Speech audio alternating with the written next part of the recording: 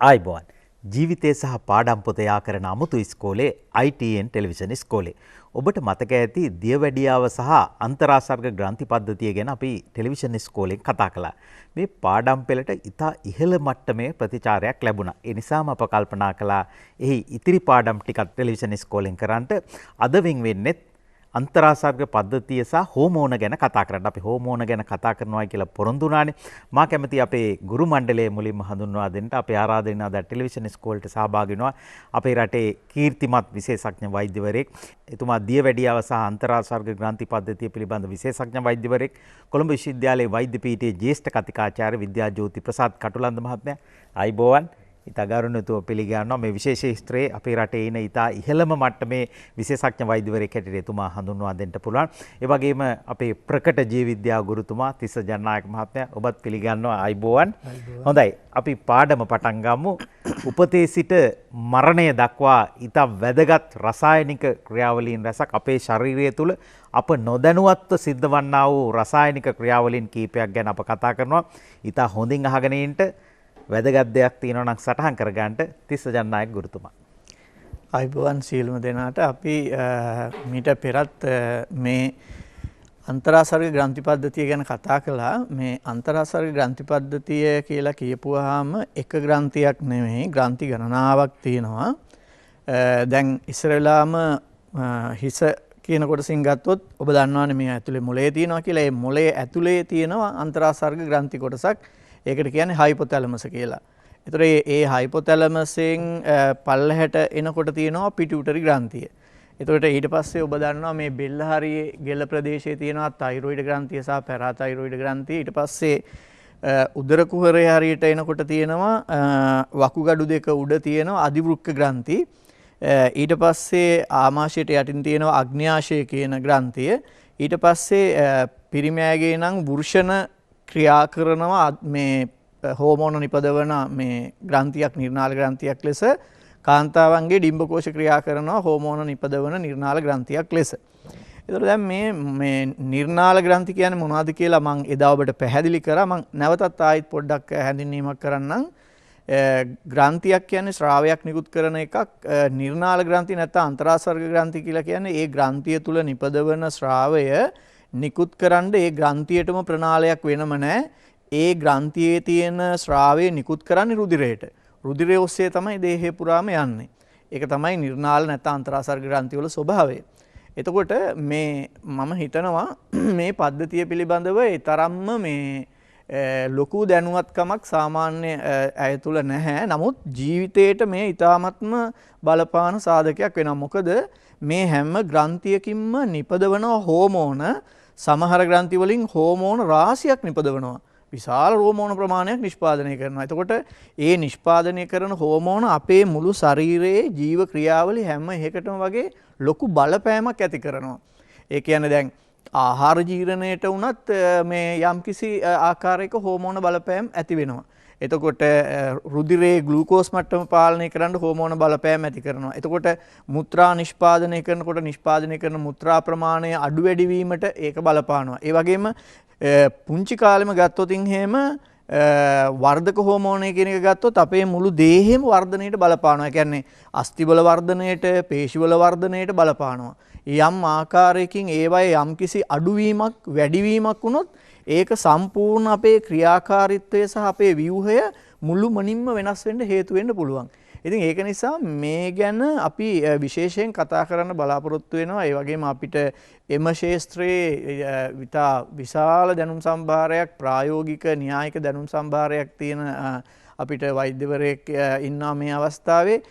එතුමා මේකේ ප්‍රායෝගික පැත්ත ඒ කියන්නේ මේ රෝග සම්බන්ධයෙන් මේ හෝමෝන මට්ටම් අඩු වැඩි වීම නිසා ඇතිවන රෝග පිළිබඳව කියන්නේ හොඳ අධ්‍යයනයක් කරන මේ වෛද්‍යවරයෙක් විදිහට ඒ අත්දැකීම් ටිකයි ඊළඟට අපිට මේකේ විෂය නිර්දේශයට අදාළ පෙළපොත් වලට අදාළව ඒ පැත්තයි දෙකම අපිට එකවර සම්පූර්ණ කරගන්න පුළුවන්. ඒකයි මේ ටෙලිවිෂන් ඉස්කෝලේ තියෙන විශේෂත්වය. ලයිෆ්බොයි ෂැම්පූල ඇති කිරි ප්‍රෝටීන් සහ මල්ටිවිටමින් හිසකෙස් මුල සිට පෝෂණය කර ශක්තිමත් කරයි.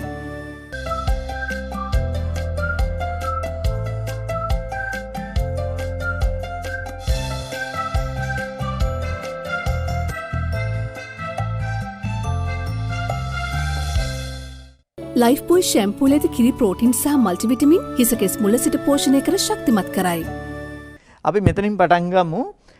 ඉස්සර වෙලාම මේ මොලේ පහළම කොටසේ තියෙනවා හයිපොතැලමස් කියලා කොටසක්. මේ හයිපොතැලමස් කොටස ගත්තාම ඒක ඇත්තටම මොළයේ කොටසක් තමයි විදිහට තමයි තියෙන්නේ. ඒ වුණාට ඒකේ නිෂ්පාදනය කරන හෝමෝන රාශියක්. ඒ නිෂ්පාදනය කරන හෝමෝන ගත්තොත් මේ හයිපොතැලමසේ නිෂ්පාදනය කරනවා මෙතන මම ලියලා තියෙනවා හෝමෝන 7ක්. මම මේවා කෙටියෙදුම් තමයි ලියලා තියෙන්නේ මෙතන තියෙන ඉඩකඩ නිසා. ඒ හෝමෝන තමයි growth hormone releasing hormone එක. ඊට පස්සේ thyrotropion releasing hormone, corticotropin releasing hormone, prolactin releasing hormone, gonadotropin releasing hormone. ඊටසේ prolactin inhibitory hormone, growth hormone inhibitory hormone කියලා කියනවා. මේකේ මේ හෝමෝන 7න් මම මේ රතු පාටින් මේ ලියලා තියෙන හෝමෝන හයිපොතැලමසේ නිපදවලා ඒකෙන් රුධිරයට ගිහිල්ලා හයිපොතැලමසට පහලින් තියෙන පිටියුටරිය මත බලපානවා. මේ රතු පාටින් ලියලා තියෙන ඒවායින් කරන්නේ පිටියුටරියෙන් හෝමෝන නිපදවන එක උත්තේජනය කරනවා. මේ නිල් පාටින් ලියලා තියෙන දෙකෙන් කරන්නේ පිටියුටරියෙන් හෝමෝන නිපදවන එක නිෂේධනය කරනවා. ඒ කියන්නේ මේ හයිපොතැලමස මගින් තමයි పూర్ව පිටියුටරියේ හෝමෝන නිෂ්පාදනය හා නිදහස් කිරීම පාලනය කරන්නේ. සමහර මේ හෝමෝන මගින් මේකේ නිෂ්පාදනය උත්තේජනය කරනවා, සමහර ඒවා මගින් නිෂේධනය කරනවා. ඉතින් එතකොට දැන් හයිපොතැලමස මගින් නිපදවන හෝමෝන මගින් පිටියුටරියේ හෝමෝන නිෂ්පාදනය යම් කිසි යාමනයකට ලක් වෙනවා. දැන් පිටියුටරිය කියන්නේ මොකක්ද කියලා බැලුවොත් මේ හයිපොතැලමස තියෙනවනේ, ඒ හයිපොතැලමසෙන් පල්ලහැට එනවා පොඩි වෘන්තයක් වගේ කොටසක්. ඊට පස්සේ ඇති වෙලා තියෙන ග්‍රන්ථියක් තමයි මේ పూర్ව පිටියුටරි ග්‍රන්ථිය කියන්නේ. ඒකේ ප්‍රධාන වශයෙන් කොටස් දෙකකට බෙදනවා. මැද කොටසුත් තියෙනවා. නමුත් ප්‍රධාන වශයෙන් අපි බෙදනවා పూర్ව පිටියුටරියයි අපර පිටියුටරියයි කියලා. එතකොට දැන් මේ పూర్ව පිටියුටරිය මගින් නිපදවලා ස්‍රාවය කරනවා, රුධිරයට නිදහස් කරනවා හෝමෝන ප්‍රධාන වශයෙන් 6ක්. ඒකේ පළවෙනි එකට අපි කියනවා growth hormone කියලා. නැත්නම් සිංහලෙන් උත් වචනයක් දාන්න පුළුවන් වර්ධක හෝමෝනය කියලා. ඊළඟ එකට කියනවා TRH කියලා හෝමෝනය. thyroxine releasing hormone කියලා එකට කියන්නේ සිංහලෙන් අපිට කියන්න පුළුවන් thyroxine නිදහස් කිරීමේ හෝමෝනය කියලා. ඊට පස්සේ තියෙනවා adrenal corticotropic hormone කියලා. ඒක ක්‍රියා කරන්නේ අධිවෘක්ක ග්‍රන්ථිය මත. ඊට පස්සේ prolactin කියලා හෝමෝනයක් නිපදවනවා. ඊට පස්සේ FSH කියලා හෝමෝනයක් නිපදවනවා. LH කියලා හෝමෝනයක් නිපදවනවා. මේකට කියනවා අපි follicle stimulating hormone, මේකට කියනවා luteinizing hormone කියලා.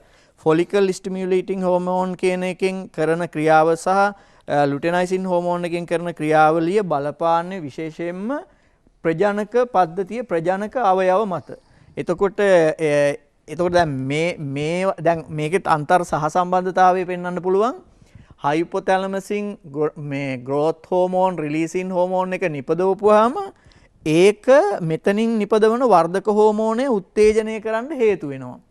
එතකොට මෙතන thyrotropion releasing hormone එක මෙතනින් නිපදවපුවාම මෙතන thyroxine releasing hormone එක නිපදවන්න මේක හේතු වෙනවා. එතකොට මේ දැන් අපි ගත්තොත් මෙහෙම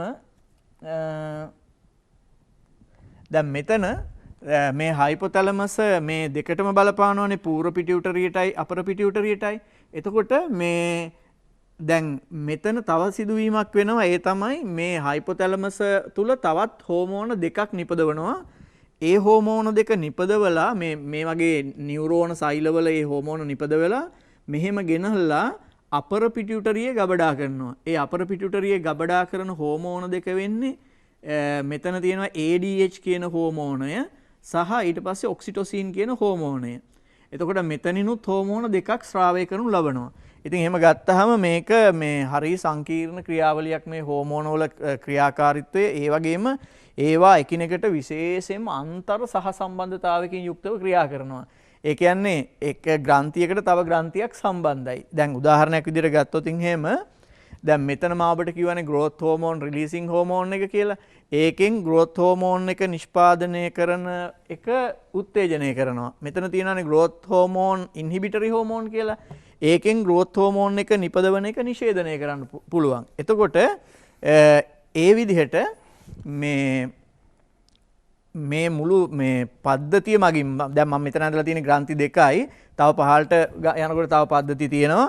එතකොට දැන් උදාහරණයක් විදිහට මෙතන ගත්තොත් මේ ACTH කියලා කියනවනේ. මේ හෝමෝනය කෙලින්ම ගිහිල්ලා බලපානවා අර අපි එදා කතා කරපු වකුගඩුව උඩ තියෙනවනේ ග්‍රන්ථියක් අධිවෘක්ක ග්‍රන්ථිය කියලා. ඒකට බලපානවා. දැන් ඇත්තටම බලපුවාම හයිපොතැලමසේ හදන හෝමෝන පූර්ව පිටියුටරියට බලපානවා. පූර්ව පිටියුටරියේ හදන එක තයිරොයිඩ් ග්‍රන්ථියට අධිවෘක්ක ග්‍රන්ථියට බලපානවා. එහෙම එකට එක බලපෑම් තියෙනවා. ඒ හැම හෝමෝනයකින්ම දේහේ ලොකු කාර්යභාරයක් ඉටු කරනවා. අපි මේකෙන් එකක් උදාහරණයකට ගත්තොත් එහෙම දැන් එකක් විතරක් අපි සැලකුවොත් මෙන්න මේ growth hormone කියන එක සැලකුවොත් එහෙම මේක මේ ඊටාම වැදගත් වෙනවා. මොකද මේ වර්ධනයේදී දරුවන්ගේ මේක ඊටාමත්ම වැදගත් වෙන සාධකයක් වෙනවා. කුඩා කාලයේදී වර්ධනය සම්පූර්ණයෙන්ම පාලනය කරන්න මේ growth hormone එක විශේෂ කාර්යභාරයක් ඉටු කරනවා. විශේෂයෙන්ම අස්තිවල වර්ධනයට, පේශිවල වර්ධනයට අවසානයේ ගත්තාම සමස්ත වර්ධන ක්‍රියාවලියටම මේ growth hormone එක බලපානවා. එතකොට ඒක කුඩා කාලයේදී ඒ වර්ධක හෝමෝනය ස්‍රාවය වීම අසාමාන්‍ය ලෙස අඩු වෙන්න පුළුවන්. සමහර විට අසාමාන්‍ය ලෙස වැඩි වෙන්න පුළුවන්. ඒතර අසාමාන්‍ය ලෙස වර්ධක හෝමෝනය අඩු වුණොත් එක විදිහේ බලපෑමක් එන්න පුළුවන්. ඊට පස්සේ අසාමාන්‍ය ලෙස වැඩි වුණොත් තවත් බලපෑමක් එන්න පුළුවන්. ඉතින් ඒක නිසා අමුතුම විදිහේ බලපෑම් ටිකක් ඇති කරන්න පුළුවන් රසායනික ද්‍රව්‍ය ටිකක් ගැන තමයි අපි මේ කතා කරන්නේ. අනිත් එක විශේෂම දේ තමයි මේවා ඒ අදාළ ග්‍රන්ථියෙන් නිපදවන්නේ ඊටාම සුළු ප්‍රමාණයක්. ඒ සුළු ප්‍රමාණයක් නිපදවලා තමයි රුධිරයට දෙන්නේ. ප්‍රමාණයෙන් සුළු වුණාට මේ රසායනික ද්‍රව්‍ය අපේ සෛල මත ඇති කරන බලපෑම ඉතා විශාලයි. ඒ බලපෑම ක්‍රම දෙකකට පෙන්වන්න පුළුවන්. එකක් තමයි කෘත්‍යමය බලපෑම ඇති කරනු ලබනවා, ව්‍යුහමය බලපෑම ඇති කරනු ලබනවා. දැන් උදාහරණයක් විදිහට ගත්තොත් එහෙම වර්ධක හෝමෝනය මගින් කෘත්‍යමය බලපෑමක් ඇති කරනවා කියලා කියන්නේ අපේ ඇඟේ ප්‍රෝටීන නිෂ්පාදන වේගය වැඩි කරනවා. එතකොට ඒකේ ප්‍රතිඵලයක් ලෙස ව්‍යුහමය වශයෙන් ගත්තොත් එහෙම පේශි වර්ධනය වෙනවා. ඒ වගේම අස්තිවල දිග වර්ධනය වෙනවා. එතකොට ඒ වගේ මේ හැම හෝමෝනයකින්ම ගත්තහම අපේ මුළු ශරීරයේම බොහෝ තැන්වල මේ විවිධ ආකාරයේ ව්‍යුහමය හා කෘත්‍රිමය වෙනස්කම් ඇති කරනවා. ඒ හින්දා මේ හෝමෝන මට්ටම් අඩු වැඩි වීම හේතු කොටගෙන විවිධ රෝගාබාධ ඇති වෙන්න පුළුවන්. සමහර විට කෙනෙකුට හිතාගන්නත් බෑ මේ රෝගේ ඇති වෙලා තියෙන්නේ මේ හෝමෝනේ වෙනස් වෙලා නිසාද කියලා. ඉතින් ඒක නිසා මං හිතන්නේ අද මේ වැඩසටහන ඔබ හොඳට අහගෙන හිටියොත් අපේ වෛද්‍යතුමා පැහැදිලි කරයි ඒ තියෙන අත්දැකීම් අනුව හෝමෝන එහෙට මෙහෙට චුට්ටක් උඩ පහළ වෙනස් වීම හේතු කොටගෙන සමහර වෙලාවට අමුතුම විදිහේ ලක්ෂණ මතුවෙනවා. ඒ ගැන හොඳ අවධානයකින් හිටියොත් ඔබට සමහර රෝග හඳුනා ගන්න පුළුවන් වෙයි. ඒ වගේම පාඩම් පොත අධ්‍යයනය කරන අයගෙන් ඒගොල්ලන්ගේ පැත්තෙන් බැලුවොත් මෙන්න මෙහෙම අහනවා. මොනවද අහන්නේ? පූර්ව පිටියුටරිය මගින් ස්‍රාවය කරන හෝමෝන 6ක්. මේ තියෙන හෝමෝන 6. ඒතකොට අපර පිටියුටරිය මගින් ස්‍රාවය කරන හෝමෝන 2ක්. එහෙම අහනවා. ඊට පස්සේ අහනවා හයිපොතැලමස් මගින් ස්‍රාවය කරන පූර්ව පිටියුටරිය මත බලපාන හෝමෝන මොනවද? මේ තියෙන්නේ හෝමෝන. එතකොට ඒවට මේ දැන් මේ සමහර ඒවට දැන් මේ growth hormone releasing hormone කියලා කියපුවාම දැන් මේ කෙටි යෙදුම ඒකට ලකුණු හම්බ වෙනවා. ඒ කියන්නේ දිගට ලියන්න අවශ්‍යතාවයක් නැහැ. හැබැයි මේ නම් ටික මතක තියෙන්න ඕනේ. මොකද එක වගේම නම් ටිකක් තියෙන. ඒ නිසා සමහරට පැටලෙන්න ඉඩ තියෙනවා. පාඩම ටිකක් සංකීර්ණයි. අපි බලමු මේ සම්බන්ධයෙන් තියෙන කියන්නේ මේ පිටියුටරිය සහ හයිපොතැලමස් සම්බන්ධයෙන් තියෙන වෛද්‍ය විද්‍යාත්මක පැත්ත මොකක්ද කියලා අපේ වෛද්‍යතුමා එක්ක සාකච්ඡා කරලා බලමු. ලයිෆ්බෝයි ෂැම්පූල ඇති කිරි ප්‍රෝටින් සහ මල්ටිවිටමින් හිසකෙස් මුල සිට පෝෂණය කර ශක්තිමත් කරයි.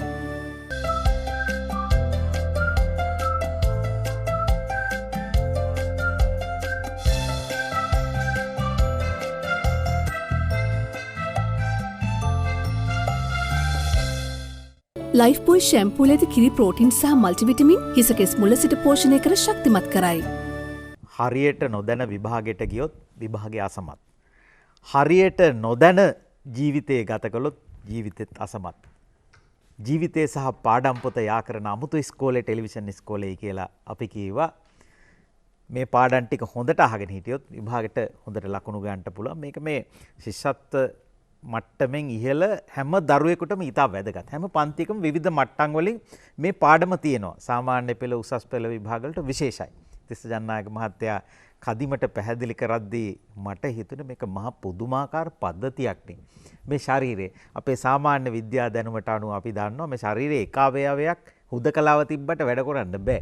මේ එකිනෙක සම්බන්ධයි. එකිනෙක සම්බන්ධ වීමේ ක්‍රියාවලියට සමායෝජනය කියලා කියන්නේ. සමායෝජනයත් ස්නායු පද්ධතිය ඕන ස්නායු නොවන පද්ධතියකුත් ශරීරයේ තියෙනවා. රසායනික පද්ධතියක් අස්නායුක පද්ධතියක සමායෝජනයක් වෙනවා.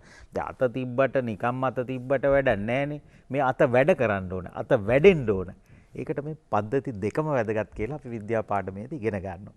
මේ රෝගාබාධ මේ පැත්තත් කතා කරනවා. අපි කතා කරන්නේ අර අස්නායුක සමායෝජන පද්ධතිය. එහෙම නැත්නම් රසායනික පද්ධතිය ගැන. විශේෂඥ වෛද්‍යතුමා. වසන්ත ඇත්තටම මේ අපේ දරුවන්ට මේක සමහරු හිතනවා හෝමෝන පද්ධතිය සංකීර්ණ පද්ධතිය කියලා. ඇත්තටම ගොඩක් දේවල් තියෙනවා සංකීර්ණ. හැබැයි සාමාන්‍ය අපි ඇත්තට දැන් මමත් පොඩි කාලේ ඉඳන් හොඳටම පාඩම් කරු මිනිස්සෙක්නේ. ඉතින් මේ හෝමෝන පද්ධතිය හරියට අවබෝධ කරගත්තොත් මේක ජීවිත කාලය පුරාම අමතක වෙන්නේ නැති ඊටාම අපි අර ඉංග්‍රීසි වචෙන් කියන ෆැසිනේටිං එතන අලංකාර මේ හිතද ගන්න පද්ධතියක්.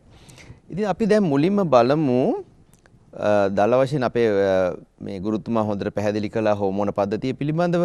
අපි මේ රූප රාමුවට ගියොත් ඔබට පැහැදිලි වෙනවා ශරීරයේ තියෙන සියලුම හෝමෝන අවයව ටික. හෝමෝන අවයව රාශියක් තියෙනවා. මම ඉතින් එකින් එක පොඩ්ඩක් කියලා දෙන්නම්. මේ මොලේ යට තියෙන අර අපේ පිටියුටරි ග්‍රන්ථිය ගුරුතුමා කිව්වා. ඊගවට පහළට එනකොට බෙල්ලේ තියෙනවා තයිරොයිඩ් ග්‍රන්ථිය. ඊගවට තව පහළට එනකොට හෘදයට උඩින් ඒ හරියේ තියෙනවා තයිමස ග්‍රන්ථිය. ඊගවට අපි කතා කළා මේ අධිවෘක්‍ර ග්‍රන්ථිය. ඒ කියන්නේ වකුගඩුවට උඩින් තියෙන මේ ග්‍රන්ථිය. ඊගවට අපි දියවැඩියාව කතා කරනවා දීර්ඝ වශයෙන් කතා කළා අග්න්‍යාශය. ඊගවට අපේ කාන්තාවන්ගේ හෝමෝන නිෂ්පාදනය කරන ඩිම්බකෝෂ තියෙනවා. පුරුෂයන්ගේ හෝමෝන නිෂ්පාදනය කරන වෘෂණ ග්‍රන්ථි තියෙනවා. ඉතින් මේක තව දුරටත් අපි බැලුවොත් හරියට මේකට කියන නිකන් ඔකෙස්ට්‍රා එකක්. නිකන් අර සංගීත කණ්ඩායමක් වගේ. ඉතින් මේ ඔකෙස්ට්‍රා එකේ නායකයෝ තමයි හයිපොතැලමසයි පිටියුටරි ග්‍රන්ථියයි මේ තියෙන නායකයෝ. ඒගොල්ලෝ වටේට ඉන්නවා එක එක මේ කෘත්‍යයන් කාර්යයන් ඉෂ්ට කරන අර හරියට නිකන් අර එක එක්කෙනෙක් බෙර ගහනවා එක්කෙනෙක් පියානෝ ගහනවා ඒ වගේ එක එක වෙනස් වැඩ කරන කට්ටියක් ඉන්නවා. ඉතින් මේගොල්ලෝ අතර ගුරුතුමා කිව්වා වගේ අපේ හයිපොතැලමසෙන් උත්තේජක හෝ නිෂේධක හෝමෝන ඇවිල්ලා පිටියුටරි ග්‍රන්ථිය උත්තේජනය හෝ නිෂේධනය කිරීමෙන් පිටියුටරි ග්‍රන්ථියෙන් එනවා අනිකුත් ග්‍රන්ථි උත්තේජනය කරන හෝමෝන. සාමාන්‍ය පිටියුටරි ග්‍රන්ථියෙන් නිෂේධක හෝමෝන එන්නේ නැහැ. නිෂේධක හෝමෝන එන්නේ හයිපොතැලමසෙන්. ඊගවට අතර පශ්චාත් නැත්නම් අපර පිටියුටරියෙන් විශේෂයෙන්ම එළියට යවන්නේ ඒගොල්ලන්ව ශ්‍රාවය වෙන්නේ මේ හයිපොතැලමසයේ තියෙන සෛල වලින් ශ්‍රාවය වන හෝමෝන ස්නායු තන්තු දිගේ ඇවිල්ලා තමයි අපර පිටියුටරියෙන් එළියට ශ්‍රාවය කරන්නේ. දැන් මේ තියෙන්නේ අපේ අර ව්‍යුහාත්මක රූපයක්. ඔබට පේනවා මේ තියෙන්නේ මොලේ යට තියෙනවා මේ පොඩි මදටි ඇටයක් වගේ ව්‍යුහයක් තමයි අපේ පිටියුටරි ග්‍රන්ථිය කියන්නේ. අපේ පූර්ව පිටියුටරියේ තියෙනවා අපර පිටියුටරියේ තියෙනවා. මෙයා නිකන් පොඩි නට්ටකින් වගේ තමයි. ඒකට ස්ටෝක් කියලා ඉංග්‍රීසි වචනේ කියනවා. එල්ලිලා තියෙන්නේ අපේ හයිපොතැලමසින්. හැබැයි මේකේ ළඟින් යනවා හරිම වැදගත් තව ඉන්ද්‍රියන් කීපයක්. විශේෂයෙන්ම මේ අපේ ඇස් වල ස්නායු අපි ක්‍රොස් වෙනවා කියලා එක කියනවා. ඒ ක්‍රොස් වෙන ස්ථානයේ තියෙන්නේත් මේ අපේ හරිම පිටියුටරි ග්‍රන්ථියට ළඟින්. ඒක තමයි පිටියුටරි ග්‍රන්ථියේ විශේෂයෙන්ම ගෙඩියක් වගේ ආවොත් සමහරක් වෙලාවට අපේ දෘෂ්ටියට පවා බලපාන්න පුළුවන්. ඉතින් අපේ ගුරුතුමා පෙන්වුවා මේ හෝමෝන ටික. මම නැවත එකින් එක කියන්න යන්නේ නැහැ.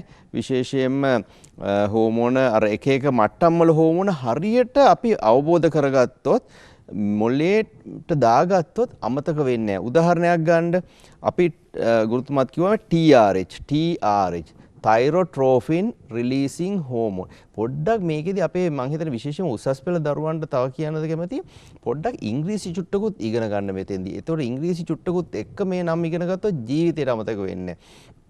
ට්‍රෝෆින් කියන වචනේ තේරුම තමයි මොකක් හරි වර්ධනයට උත්තේජනයට උදව් වෙන දෙයක් ට්‍රෝෆික් කියන්නේ. එතකොට තයිරෝට්‍රෝෆින් කියන්නේ තයිරොයිඩ් ග්‍රන්ථිය වර්ධනයට උත්තේජනයට වැදගත් වෙන හෝමෝනේ. ඒකටම තමයි අතර TSH නැත්නම් තයිරොයිඩ් ස්ටිමියුලේටිං හෝමෝන් කියන්නේ. එතකොට මේ TSH නැත්නම් තයිරෝට්‍රෝෆින් එක රිලීස් කරන හෝමෝනය තමයි හයිපොතැලමසින් එන TRH එක. එතකොට TRH තයිරෝට්‍රෝෆින් රිලීසිං හෝමෝන් එක ඇවිල්ලා පිටියුටරි ග්‍රන්ථියෙන් TSH තයිරොයිඩ් ස්ටිමියුලේටිං කියන උත්තේජක හෝමෝනය. ඒගොල්ලෝ තමයි ඇවිල්ලා තයිරොයිඩ් ග්‍රන්ථියට වැඩ කරලා තයිරොක්සින් හදන්නේ. ඔය විදිහට ලස්සනට ඉගෙන ගත්තොත් කවදාවත් මේක අමතක වෙන්නේ නැහැ. මේ තියෙන අර හයිපොතැලමසේ තව ව්‍යුහයක් මේ තියෙන්නේ අර දණ්ඩ ස්ටෝක් එක හයිපොතැලමස් මේක තියෙන එක අර අස්ථි පොඩි කුහරයක් වගේ ඇතුලේ. ඒකට උඩින් තියෙනවා මේ දෘෂ්ටි ස්නායුව ඊටාම ළඟින්. ඉතින් අපි ගත්තාම මොනවද හයිපොතැලමස් පිටියුටරි ග්‍රන්ථියෙන් එන්න පුළුවන් රෝග ආබාධ. මේ රෝග ආබාධ අපි කොටස් කීපයකට දාගන්න පුළුවන්. හෝමෝන අධික්‍රියාකාරීත්වය අධිකව ශ්‍රාව්‍ය වීමෙන් ඇතිවෙන රෝග කාණ්ඩ ටිකක් තියෙනවා. ඊගාවට හෝමෝන අවශ්‍රාව්‍ය වීමෙන් ඒකට ඉංග්‍රීසි වචනයක ඩෙෆිෂන්සි කියලා. ඊගාවට කලාතුරකින් එන්න පුළුවන් මං කිව්වා වගේ පිටියුටරි ග්‍රන්ථියේ ගෙඩියක් වර්ධනය වීමෙන්. ඒක නිසා මෑස් ඉෆෙක්ට් එක. නැත්තම් මේවා කීපයක් එකට තියෙන්නත් පුළුවනි. දැන් අපි එමු අර growth and development කියන ඒ කියන්නේ වර්ධනය සහ විකසනය මං හිතන සිංහල වචන එහෙම නේද මේ ගුරුතුමා වර්ධනය හා ඔව් දැන් වර්ධනයක් කියන්නේ හිතන්න පොඩියට ඉපදෙන අපේ මේ බිලින්ද ප්‍රමාණයෙන් වැඩිවීමට තියෙන තමයි අපි වර්ධනය කියන්නේ. විකසනය කියන්නේ දැන් බලන්න මේ ඉස්ගෙඩියා ප්‍රමාණයෙන් වැඩිවීම විතරක් නෙමෙයිනේ. එයා වැඩිහිටි ගෙම්බෙකු වශයෙන් කරන්න පුළුවන් සියලු දේ සඳහා විකසනය වීමකුත් වෙනවා. එහෙම නැත්නම් අපේ බිත්තරෙන් බිහිවෙන සමනල බිත්තරෙන් බිහිවෙන පැටවා අන්තිමට ලස්සන සමනලයක් බවට විකසනය සහ වර්ධනය දෙකම වෙනවා. ඉතින් මේ සියලු දේට වැදගත් වෙනවා හෝමෝන කීපයක්. එකක් තමයි වර්ධක හෝමෝනය, growth හෝමෝන්, තයිරොයිඩ් හෝමෝන සහ ලිංගික හෝමෝන. විශේෂයෙන්ම ලිංගික හෝමෝන වලින් තමයි අනාගත පරපුර හදන්න ප්‍රජනනයට ඒ ජීවියව සූදානම් කරන්නේ. ඊගොට අපි එමු වර්ධක හෝමෝන වෙනස් විදිහට වැරදුනොත් මොනවද වෙන්න පුළුවන් කියලා. තව එක පාඩමක් මම කියන්න කැමතියි. විශේෂයෙන්ම මේ හෝමෝන වල තව ප්‍රශ්නයක් තියෙනවා. හෝමෝන අඩුවීමෙන් හෝ වැඩිවීමෙන් එන රෝගය තීරණය වෙනවා නැත්නම් රෝග ලක්ෂණ තීරණය වෙනවා කොයි කාලෙද මේක වෙන්නේ. හිතන්න අපි පොඩි කාලෙදී මේ වර්ධක හෝමෝනේ අඩු වුණොත් උසෙන් අඩු දරුවෙක් වෙනවා. හැබැයි වැඩිහිටි අපි හැදුනට පස්සේ වර්ධක හෝමෝනය අඩු උනායි කියලා අපේ උසට බලපෑමක් නැහැ. ඒ වගේම තමයි අපේ ලිංගික හෝමෝන පොඩි කාලෙදී අඩු වුණොත් ඒ දරුවගේ ලිංගික අවයව හරියට වර්ධනය වෙන්නේ නැහැ. කාන්තාවක් නම් පියයුරු වර්ධනය වෙන්නේ නැහැ. ඒ වගේ ගැටලු වෙනවා. හැබැයි වයසට ගිහිල්ලා වැඩිහිටියෙක් වුණාට පස්සේ ලිංගික හෝමෝන අඩු වුණොත් එයාට වැඩි වශයෙන් වෙන්නේ ලිංගික ක්‍රියාවන් සඳහා නොයෙකුත් රෝග අපහසුතා ඇතිවීම. ඉතින් ඒ හෝමෝන වල තියෙන තව එක දෙයක් තමයි ජීවිතේ කොයි අවස්ථාවේදී මේ හෝමෝන අඩු වෙන්නේ හෝ වැඩි වෙන්නේ කියන එක මත ඇතිවන රෝග ලක්ෂණ වෙනස් වෙනවා. දැන් ඔබට මේ රූපරාම වලට ගියාම පේනවා ඇති දැන් මේ තියෙන ඇත්තට මේ නියුන් දරු දෙන්නෙක්. බලන්න ඒ දරුවේගේ මේ දරුවට growth hormone නැත්නම් වර්ධක හෝමෝන අඩුවීමෙන් වර්ධක හෝමෝන අඩුවීමේදී අර උසයාම විතරයි අඩු වෙන්නේ විකසනයේ වෙනසක් වෙන්නේ බුද්ධියෙන් අනිත් සියලු දේවල් වලින් සමාන දරුවෙක් හැබැයි උසෙන් අඩු දරුවෙක් ඇති වෙනවා. ඊගොඩ බලන්න අනිත් එක මේකෙදි වෙන්නේ මේ අපි උස යන ක්‍රියාව ඉවර වෙන්න කලින් වර්ධක හෝමෝනය වැඩි වුණොත් අපි මේකට කියනවා ඉංග්‍රීසි වචනයක ගයිගැන්ටිසම්. ඒ කියන්නේ ජයන්ට් කෙනෙක් කියන්නේ යෝධයෙක් වගේ. යෝධයෙක් වගේ උස යනවා. මොකද උස ගිහිල්ලා ඉවර නැහැ. එතකොට ඒ අපිට සමහරක් වෙලාවට අපේ අර යෝධයෝ කියන්නේ මේ වගේ කට්ටිය වුණත් වෙන්න පුළුවන් ගුරුතුමා. ඊගාවට දැන් බලන්න වර්ධක හෝමෝනය වැඩි වෙනවා අපි උස ගිහිල්ලා ඉවරුනාට පස්සේ. දැන් උස ගිහිල්ලා ඉවර වෙනවා කියන්නේ අපේ අස්ථි තවදුරටත් උස යන්න බැරි වෙන විදිහට ඒකට කියනවා ඉංග්‍රීසියෙන් ෆික්ස් වෙනවා වගේ හා වෙනවා. වර්ධක ඒ ප්ලේට් එකයි අස්ථියයි හා වෙලා තවදුරටත් වැඩෙන්න බෑ දිගින් වැඩෙන්න බෑ. ඉතින් ඒ වගේ කෙනෙක්ගේ වර්ධක හෝමෝන වැඩි වුණොත් සමහර අපේ ශරීරයේ හැදිලා වැඩි වෙන්න පුළුවන් කොටස් තියෙනවා. විශේෂයෙන් අපේ අත්වල ලොකු වෙන්න පුළුවන්. අපේ මූණේ මේ යටිහණු ප්‍රදේශය එවැනි ප්‍රදේශ තියෙනවා වැඩි වෙන්න පුළුවන් ඒවා. ඒ වැඩෙන්න පුළුවන් කොටස් වැඩි වෙලා ඇක්‍රෝ කියන්නේ අතර කෙරවල් කියන එක. ශරීරයේ කෙරවල් වලට තමයි ඇක්‍රෝ කියන්නේ. මෙගලි කියන්නේ ලොකු වීම. කෙරවල් ලොකු වීමේ රෝගය තමයි ඇක්‍රොමෙගලි කියන්නේ. දැන් ඔබට පේනවා ඇති මේ මූණ මේ පුද්ගලයාගේ මේ හනුව එහෙම ගොඩක් ලොකු වෙලා මූණේ මේ නහය ලොකු වෙලා. ඊගොඩ මේ අත් දැන් මම පෙන්නන්නම් කාන්තාවක්ගේ. මේ පිරිමියෙක්ගේ වගේ අත් ලොකු වෙලා. මූණ නිකන් ලොකු වෙලා පිරිමියෙක්ගේ වගේ නහය හරියට ලොකු වෙලා. ඉතින් මේ වගේ රෝගයක් තමයි ඇක්‍රොමෙගලි කියන්නේ. මේකෙදි තවත් සමහර පරිවෘත්තීය ප්‍රශ්න වුණත් වෙන්න පුළුවන්. විශේෂයෙන්ම අපේ වර්ධක හෝමෝනය කියන්නේ ඉන්සියුලින් වලට ප්‍රතිරෝධී හෝමෝනය. ඒ නිසා වර්ධක හෝමෝනය අධික වුණාම සමහර දියවැඩියාව පවා ඇති වෙන්න පුළුවන්. ඊගොඩ අපි යමු මේ විකසනය එහෙම නැත්නම් ඩෙවලොප්මන්ට් එකේ වෙනස් වීම කොහොමද වෙන්න පුළුවන්. විශේෂයෙන් මේකට තයිරොයිඩ් හෝමෝනය වැදගත් වෙනවා. මම නැවත පොඩ්ඩක් මතක් කළොත් අර TRH ඇවිල්ලා හයිපොතැලමසින් TSH ඇවිල්ලා පූර්ව පිටියුටරියෙන් තයිරොක්සින් හෝමෝන එනවා තයිරොයිඩ් ග්‍රන්ථි. තයිරොයිඩ් හෝමෝනය ඊටාම වැදගත් ඩෙවලොප්මන්ට් නැත්නම් විකසනයේ. දැන් ක්‍රෙටීනතාවය කියලා අපි හඳුන්වන විශේෂයෙන්ම අපි පොඩි කාලේදී තයිරොයිඩ් හෝමෝන හරියට ලැබුණ නැත්නම් එවැනි අය උසෙනුත් අඩු වෙනවා විකසනේනොත් අඩු වෙනවා ඉගෙනීම අඩු දරුවන් බවට පත් වෙනවා. ඒක නිසා තමයි දැන් ඇත්තටම සාමාන්‍යයෙන් දියුණු රටවල් ලංකාවේ පවා නිර්දේශ කරලා තියෙන්නේ උපදුන ගමම්ම හැම දරුවෙකුගේම තයිරොයිඩ් හෝමෝනය බලන්න ඕනේ. මොකද ඒ කාලේ අපි මේක හරියට දැනගත්තේ නැත්නම් විශේෂයෙන්ම තයිරොක්සින් ඌනතාවයක් ඉපදුන දවස්වල තිබුණොත් එවැනි දරුවන්ගේ මොළයේ වර්ධනය ගොඩාක් අඩු වෙනවා. ක්‍රෙටීනතාවය ඇති වෙන්න පුළුවන්. හැබැයි තයිරොක්සින් ඌනතාවය හඳුනගෙන මුල ඉඳන්ම තයිරොක්සින් දුන්නොත් සම්පූර්ණ සාමාන්‍ය පුද්ගලයෙක් බවට ඒ දරුවා පත් වෙනවා.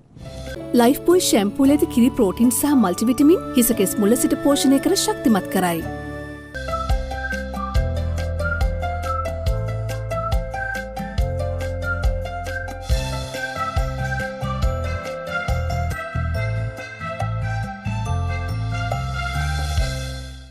ලයිෆ් බොයි ෂැම්පූල ඇති කිරි ප්‍රෝටින් සහ මල්ටිවිටමින් හිස කෙස් මුල සිට පෝෂණය කර ශක්තිමත් කරයි. අපි දැන් මං හිතුවා යමු වෙනත් හෝමෝන කාණ්ඩයකට. දැන් අධිවෘක්ක ග්‍රන්ථිය අපි කිව්වා අධිවෘක්ක ඇඩ්‍රිනල් අධි කියන්නේ උඩින් තියෙන්නේ මේ වෘක්කය කියන්නේ වකුගඩුව. මේක තමයි ලස්සනට තියෙන මේ අධිවෘක්ක ග්‍රන්ථිය. මේකෙන් කොටස් දෙකක් තියෙනවා. මම හිතන්නේ කෝටෙක්ස් කියලා මම හිතන්නේ බාහිකය කියලා හඳුන්වනවා. මේ මජ්ජාව කියන එක මෙඩල්ලා කියන එක හඳුන්වනවා. ඉතින් බාහිකයෙන් එන හෝමෝන වර්ග විශේෂයෙන්ම අපේ ස්ට්‍රෙස් හෝමෝන් කාණ්ඩයටත් අයිති වෙනවා. විශේෂයෙන්ම අපිට ශරීරයේ හදිසි අවස්ථාවන් වලට මුහුණ දෙන්නත් අධිවෘක්ක ග්‍රන්ථියේ හෝමෝන ගොඩක් වැදගත්. බාහිකයෙන් එන ප්‍රධානම හෝමෝන දෙකක් තියෙනවා. මම හිතන්නේ මේවට කියනවා ග්ලූකෝකෝටිකොයිඩ්. සිංහලෙත් මම හිතන්නේ ගුරුතුමා කියන්නේ ග්ලූකෝකෝටිකොයිඩ්, මිනරලෝකෝටිකොයිඩ්, මිනරලෝකෝටිකොයිඩ්ස් කියන්නේ ඇල්ඩෙස්ටරෝන් තමයි ප්‍රධානම මිනරලෝකෝටිකොයිඩ් හෝමෝනය. ග්ලූකෝකෝටිකොයිඩ් හෝමෝනය කෝටිසෝල්. දැන් මේකත් අර අපි කිව්වා වගේ විශේෂයෙන්ම හයිපොතැලමසෙන් එන අර ගුරුතුමා කියපු CRH හෝමෝනය එනවා අපේ පූර්ව පිටියුටරියට. එතනින් ACTH එනවා. අධිවෘක්ක බාහිකයට ඇවිල්ලා ACTH කෝටිසෝල් හදනවා. ඇත්තටම ඇල්ඩෙස්ටරෝන් කියන හෝමෝනය මේ පාත්වයක නැත්නම් මේ මාර්ගයම ගමන් කරන්නේ නැහැ. මොකද ඇල්ඩෙස්ටරෝන් කියන මිනරලෝකෝටිකොයිඩ් හෝමෝනය තමයි අපේ රුධිර පීඩනය ප්‍රධානම වශයෙන් පවත්ව ගන්න. ඉතින් අපේ ශරීරයේ තියෙනවා පීඩන මාපක තැන් කීපයක්. ඒ පීඩන මාපක වලින් ඒ සිග්නල් අරගෙන තමයි විශේෂයෙන්ම ඇල්ඩෙස්ටරෝන් කියන හෝමෝනය ස්‍රාවය වෙන්නේ. ඒකයි මේ රූපයේ ඇල්ඩෙස්ටරෝන් හෝමෝනය නැත්තේ. දැන් අර මං කියවනේ ස්ට්‍රෙස් හෝමෝන් එකක් කියලා මේ කෝටිසෝල්. ඉතින් ඔබට පේනවා ඇති අර එක අපේ මානසික ශාරීරික නොයෙකුත් පීඩන ස්ට්‍රෙසර්ස් ඇති වුනහම අපේ ස්නායු වලින් ඇවිල්ලා මේ හයිපොතැලමසින් CRH අපි නිෂ්පාදනය කරලා තමයි මේ ඔක්කොම මෙකනිසම් එක නැත්නම් ඒ ක්‍රියා පටිපාටිය අපේ හදන්නේ. අනිත් එක ඔබට පේනවා ඇති දැන් මේක නිකම්ම ඔහේ එක දිගට පාලනයකින් තොරව යන දෙයක් නෙමෙයි.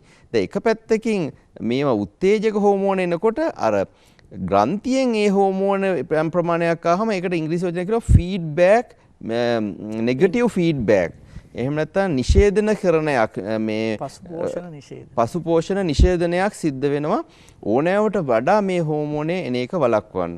ඉතින් හැබැයි මේ හෝමෝන මේ ඕනෑවට වඩා ආවොත් අපිට ඇති වෙනවා කෝටිසෝල් ඕනෑවට වඩා ආවොත් කුෂින් සින්ඩ්‍රෝම් කියලා හඳුන්වන රෝගයක්. මම දන්නේ සිංහල වෙන වචනයක් තියෙනවද කියලා ගුරුතුමා?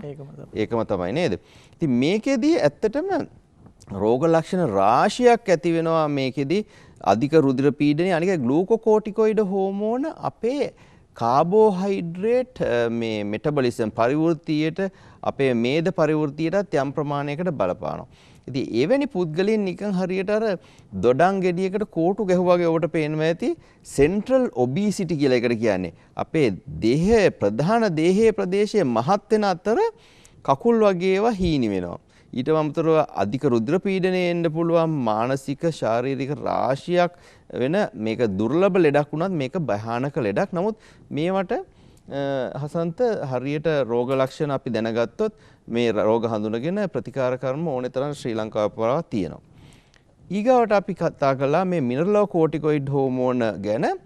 මිනරලෝකෝටිකොයිඩ් හෝමෝනය රුධිර පීඩනය අපේ තියාගන්නේ ප්‍රධාන වශයෙන් අපේ වකුගඩුවල අර ගුච්චිකා වලින් යන නාල වලින් සෝඩියම් නැවත අවශෝෂණය වැඩි කිරීමෙන්. ඉතින් මෙයා වැඩි වුණොත් අපේ සෝඩියම් වැඩි වෙනවා. සෝඩියම් අවශෝෂණය කරන්නේ පොටෑසියම් එක්ක අපි එක්ස්චේන්ජ් කරගෙන. එහෙම නැත්නම් සෝඩියම් ගන්නකොට පොටෑසියම් යවනවා. ඉතින් එවැනි පුද්ගලයන්ට පොටෑසියම් අඩු වෙනවා. ඔවුන්ගේ රුධිර පීඩනය වැඩි වෙනවා. ඊගාවට ඇත්තටම මොකද වෙන්නේ? අධිවෘක්ක ග්‍රන්ථියේ බාහිකේ හෝමෝන අඩු වුණොත් ඒකට අපි වචනයක් කියනවා ඉංග්‍රීසි වචනය හයිපෝ ඇඩ්‍රිනලිසම්. නැත්නම් මම හිතන්නේ අධිවෘක්ක හෝමෝන ඌනතාවයක්. ඒකට මේක මම හිතන්නේ මේක අර මුලින්ම හඳුනාගත්ත වෛද්‍යවරුන්ගේ නම් වලට මේකට එක එක නම් දීලා තිනවා. ඇඩිසන් ඩිසීස් කියලාත් මේක හඳුන්වනවා. මම හිතේ සමහරට හැබැයි ඒ ලෙවල් පේපර් එකේ තිබුණා. තියෙනවද මේක? ආලා තිබුණා ඇඩිසන් රෝගය ඇති වෙන්නේ කෙසේද කියලා. ඔව් ඉතින් ඔබ දැනගත යුතු දෙයක්. එතකොට දැන් අපි දැන් හෝමෝනය ගැන දන්නවා නම් මේකට තරමක් වශයෙන් අපිට රෝග ලක්ෂණත් මේ හිතා ගන්නත් පුළුවන්. දැන් මිනරලෝකෝටිකොයිඩ් මේ අඩු වුණොත් මොකද? අපේ රුධිර පීඩනය අඩු වෙනවා. අනිත් එක ග්ලූකෝකෝටිකොයිඩ් වලට වැඩි වුණොත් මං කිව්වා මහත් වෙනවා ඒ වගේ වෙනවා. මේක අඩු වුණොත් ඊටාම ශරීරයේ කෘෂ වෙලා අනික අර කිසිම අපේ පීඩනයකට මුහුණ දෙන්න බැරි රෝගියෙක් බවට පත් වෙනවා. අනිත් එක මේගොල්ලෝ හරියට එකපාරට කළු වෙනවා. මම හිතන්නේ ඒක නම් උසස් පෙළ අපේ දරුවන්ට ටිකක් වැඩි ඇති. ඒකට හේතුවත් අර මං කියවනේ අර මේ හැම එකම ෆීඩ්බැක් මෙකනිසම් වලින් වැඩ කරන්න කියලා. එතකොට දැන් අධිවෘක්ක බ්‍රාහිකයෙන් කෝටිසෝල් අඩු වෙනකොට පිටියුටරි ග්‍රන්ථිය උත්සාහ කරනවා පුළුවන් තරම් ACTH හෝමෝනය ඇඩ්‍රිනෝකෝටිකෝට්‍රොෆික් හෝමෝනය වැඩි කරලා මෙයාව වැඩි කරගන්න. අසාර්ථක උත්සාහයක නියැලෙනවා. ඉතින් එතකොට ACTH ගොඩක් වැඩි වුණාම ACTH වලින් අපේ මෙලනින් වර්ධනය කිරීමට වැඩියෙන් වැඩ කරනවා. ඒ නිසා තමයි එවැනි පුද්ගලයෝ කළු වෙන්නේ. ඔබට පේනවා ඉතින් මේ මූණ කළු වෙලා විශේෂයෙන්ම නියපොතු කළු වෙලා අත් කළු වෙලා මේ විදුරු මස් කළු වෙලා ඒ වගේ.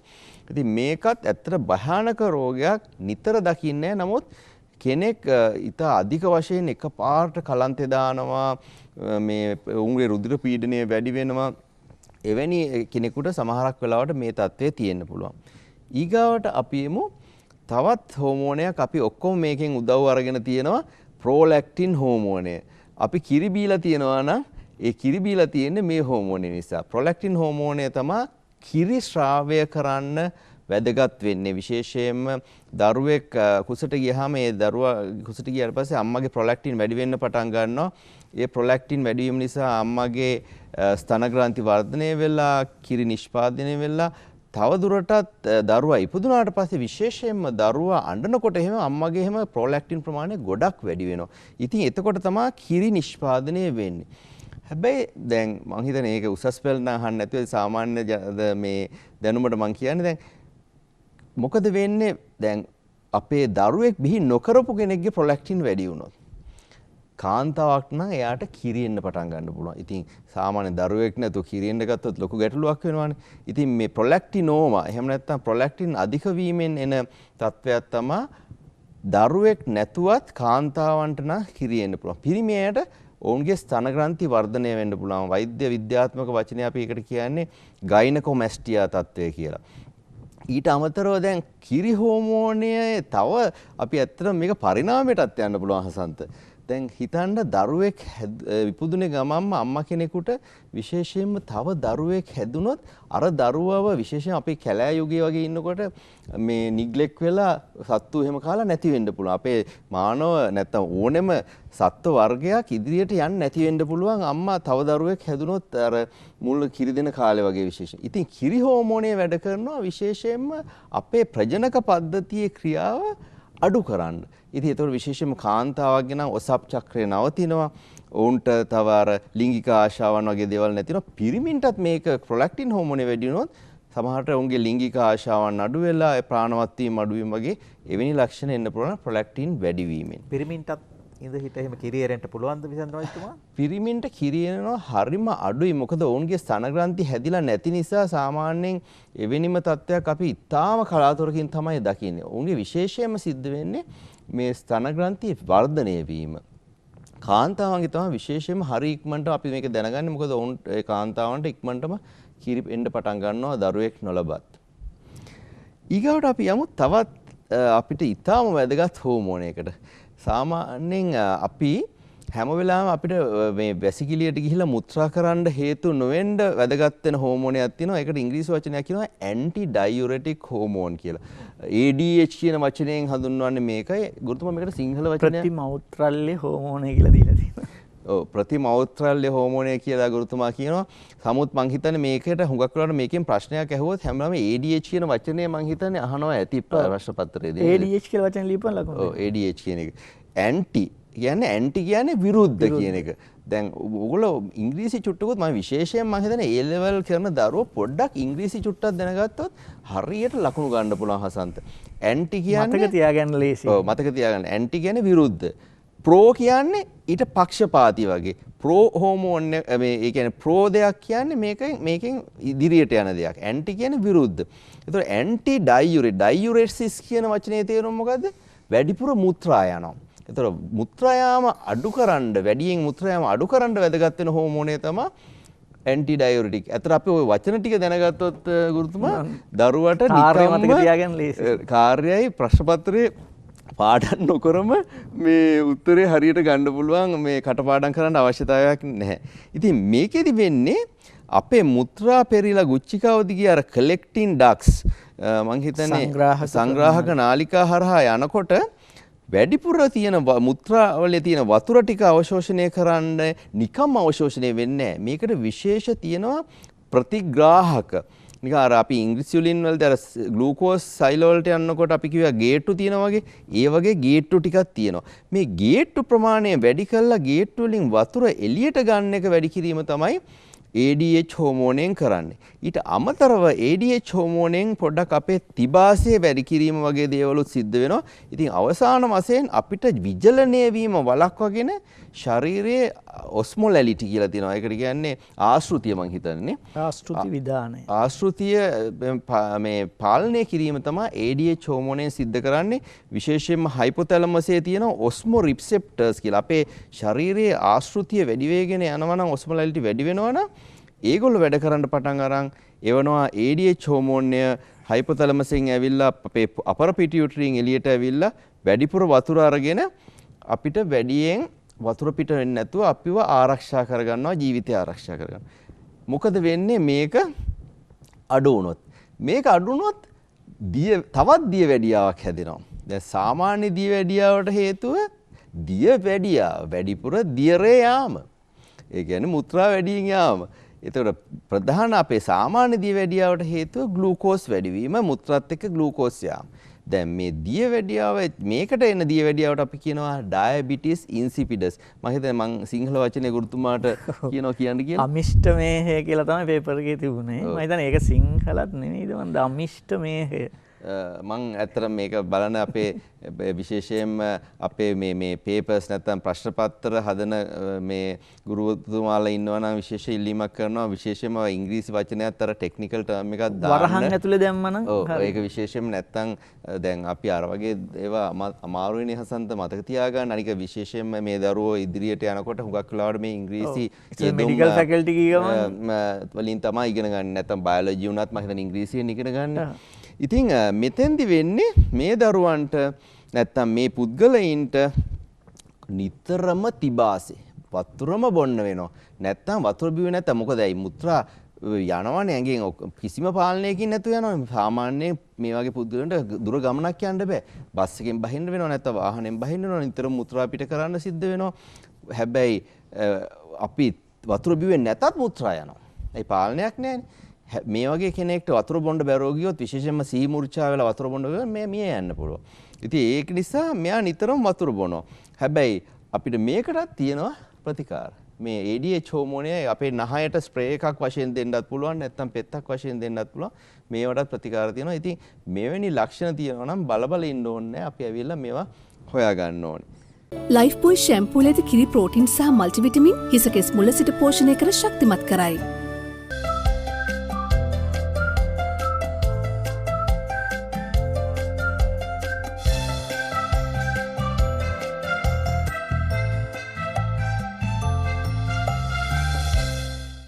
ලයිෆ් බොයි ෂැම්පූල ඇති කිරි ප්‍රෝටින් සහ මල්ටිවිටමින් හිසකෙස් මුල සිට පෝෂණය කර ශක්තිමත් කරයි. ඊගාවට අපි මං හිතන්නේ තවත් වැදගත් හෝමෝන කාණ්ඩයකට එමු. මේවට කියනවා ලිංගික හෝමෝන නැත්නම් සෙක්ස් හෝමෝන්ස් කියලා.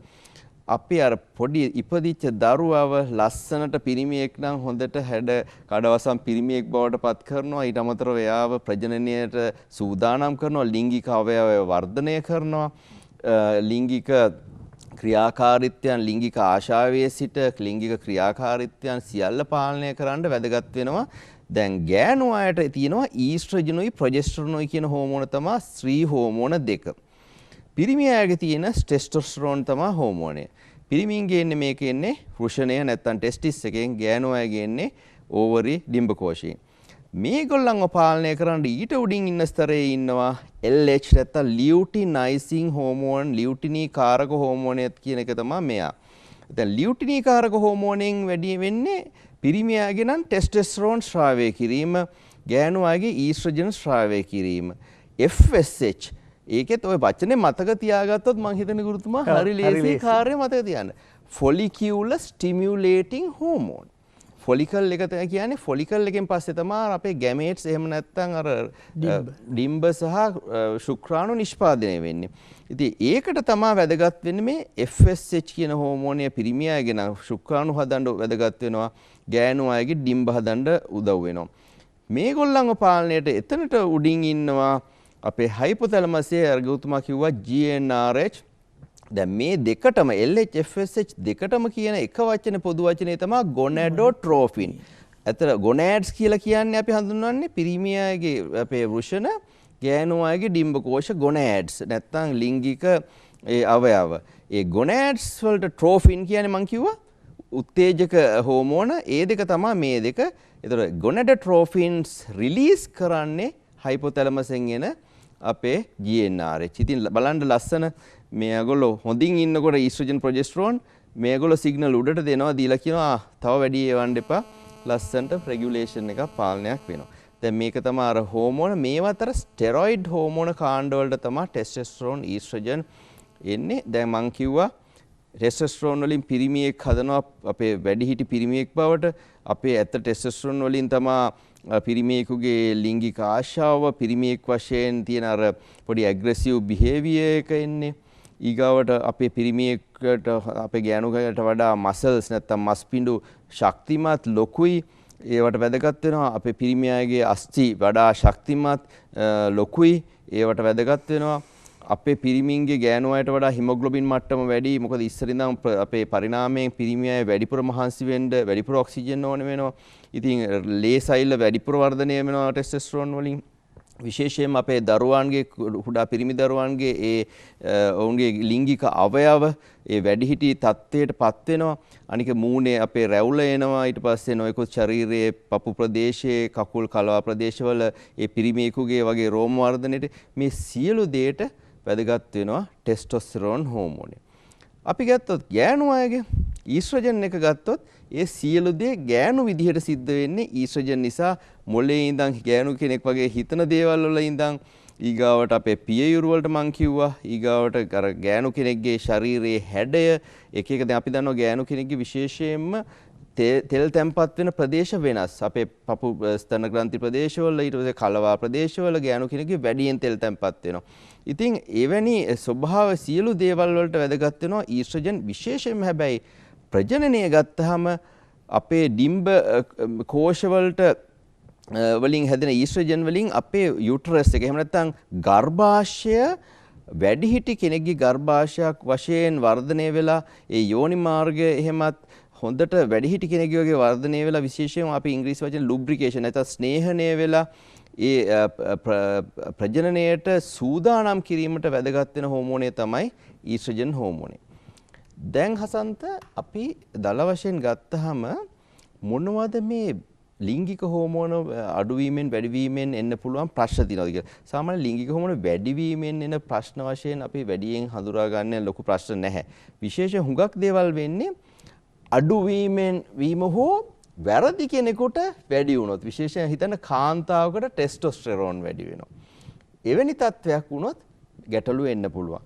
දැන් විශේෂයෙන්ම අපේ මං කිව්වා පියුබර්ටි එහෙම නැත්නම් වැඩිවියට පත්වීමට වැදගත් වෙන හෝමෝන තමයි මේවා.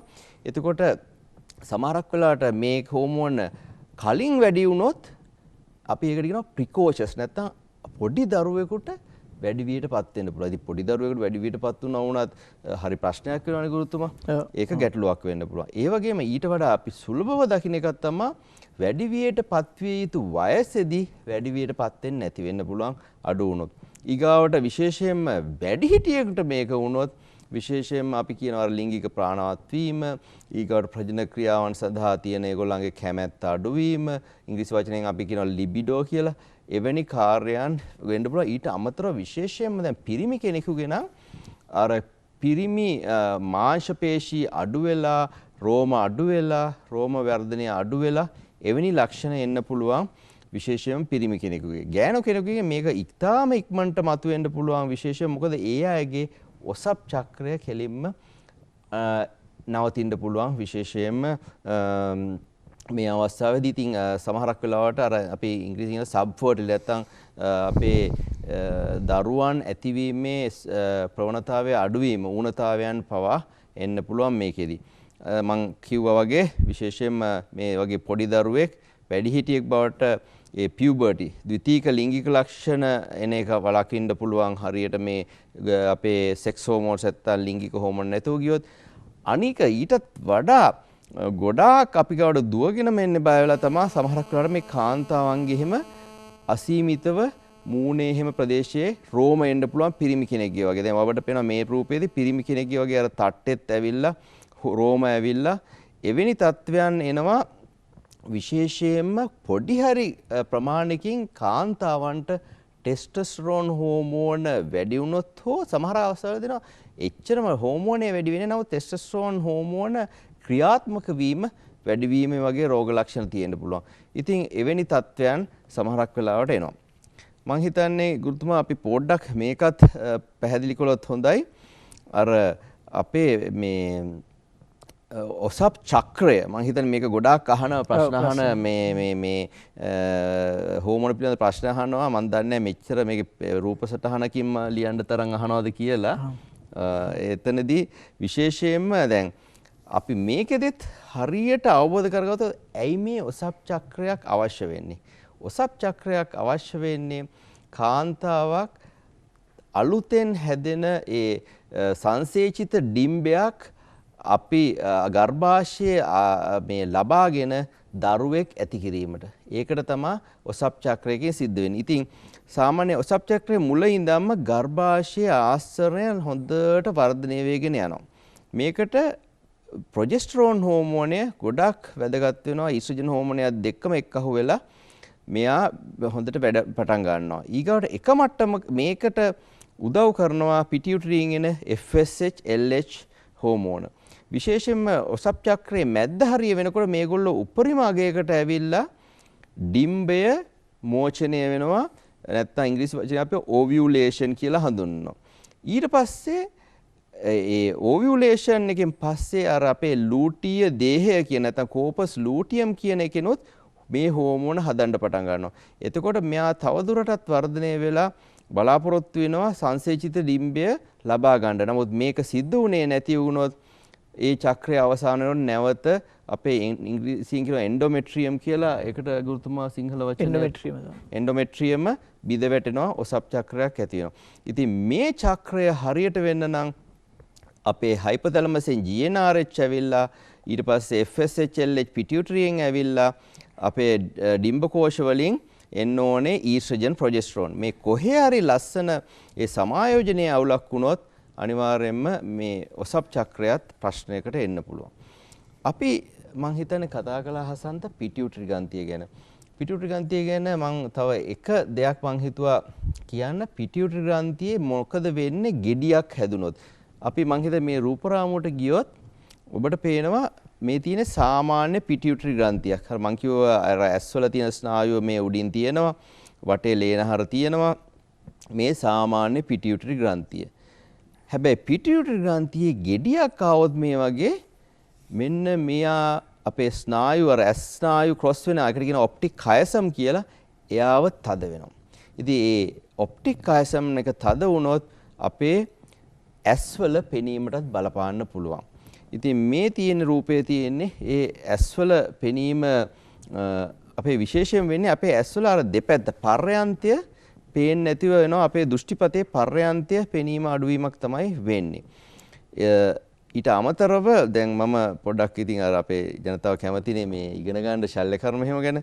පිටියුටරි ග්‍රන්ථියේ තියෙන අනිත් මේ හොඳ දෙයක් තමයි අපිට ගෙඩියක් ආවත් අර මොලේ කපලම දැන් ඇත්තටම කියනවා නම් මේක තියෙන මොලේ යටනේ මේ හසන්ත කෙනෙකුට හිතෙන්න පුළුවන් මෙයාව ගන්න නම් මේ ගෙඩිය ගන්න නම් මොලේ කපන්න ඕනේ කියලා. නමුත් මොලේ කපන්න ඕනේ නැහැ. ඔබට පේනවා ඇති මේ යටින් තියෙනවා මේ නහයේ අර ස්ෆීනොයිඩ් සෙල්ස් කියලා තියෙන. මම හිතන්නේ ස්ෆීනොයිඩ් අපේ අස්තිය පිළිබඳ ගුරුතුමා උගන්වනවා නේද? අපේ මේ ස්කල් එක එහෙම නැත්නම් හිස් කබල ගැන උගන්වනකොට මේකේ යටින් මෙයා උඩින් තමයි ඉන්නේ. ඒත් අපේ නහය හරහා ගිහිල්ලා පොඩි කැපිල්ලක් දාලා මෙන්න මෙයාව එළියට ගන්න පුළුවන්. ඉතින් පිටියුටරි ග්‍රන්ථියේ මොලේ ඇතුලේ තිබුණත් අපි පිටියුටරි ග්‍රන්ථිය ගෙඩියාවම දැන් ශල්‍ය කර්ම කරන්නේ නහයෙන් ගිහිල්ලා මොලේට බිඳුවක්වත් අත තියන්නේ නැතුව යටින් අරගෙන ඒ தත්ත්වය සුව කරන්න පුළුවන්. ඉතින් මං හිතන්නේ මම ගොඩාක් දේවල් කිව්වා හසන්ත හෝමෝන ගැන. සමහරක් වෙලාවට අපේ උසස් පෙළ දරුවන්ට වඩා වැඩි දේවලුත් කිව්වා. නමුත් මම මේක කළේ අර හෝමෝන පද්ධතිය හැමදේම හේතුවක් නිසා පරිණාමයේ ඉඳන්ම හේතුවකින් ඇතිවෙන දේවල්. ඉතින් මේ හේතුවත් එක්ක අපි මතක තියාගත්තොත් ඉංග්‍රීසි චුට්ටකුත් එක්ක අපේ දරුවන්ට හරිම ලේසි මුළු ජීවිත කාලය පුරාම හෝමෝන පිළිබඳ හොඳ එක්ස්පර්ට් කෙනෙක් වෙන්න. ලයිෆ් බොයි ෂැම්පූල ඇති කිරි ප්‍රෝටින් සහ මල්ටිවිටමින් හිසකෙස් මුල සිට පෝෂණය කර ශක්තිමත් කරයි.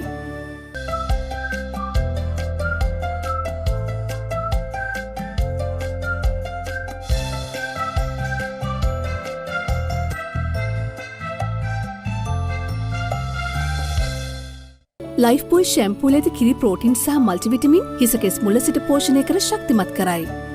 ටෙලිවිෂන් ඉස්කෝලෙන් කියලා දෙන්නේ විභාගයේ ජීවිතේ දෙකම ගොඩ යන ක්‍රමයක්.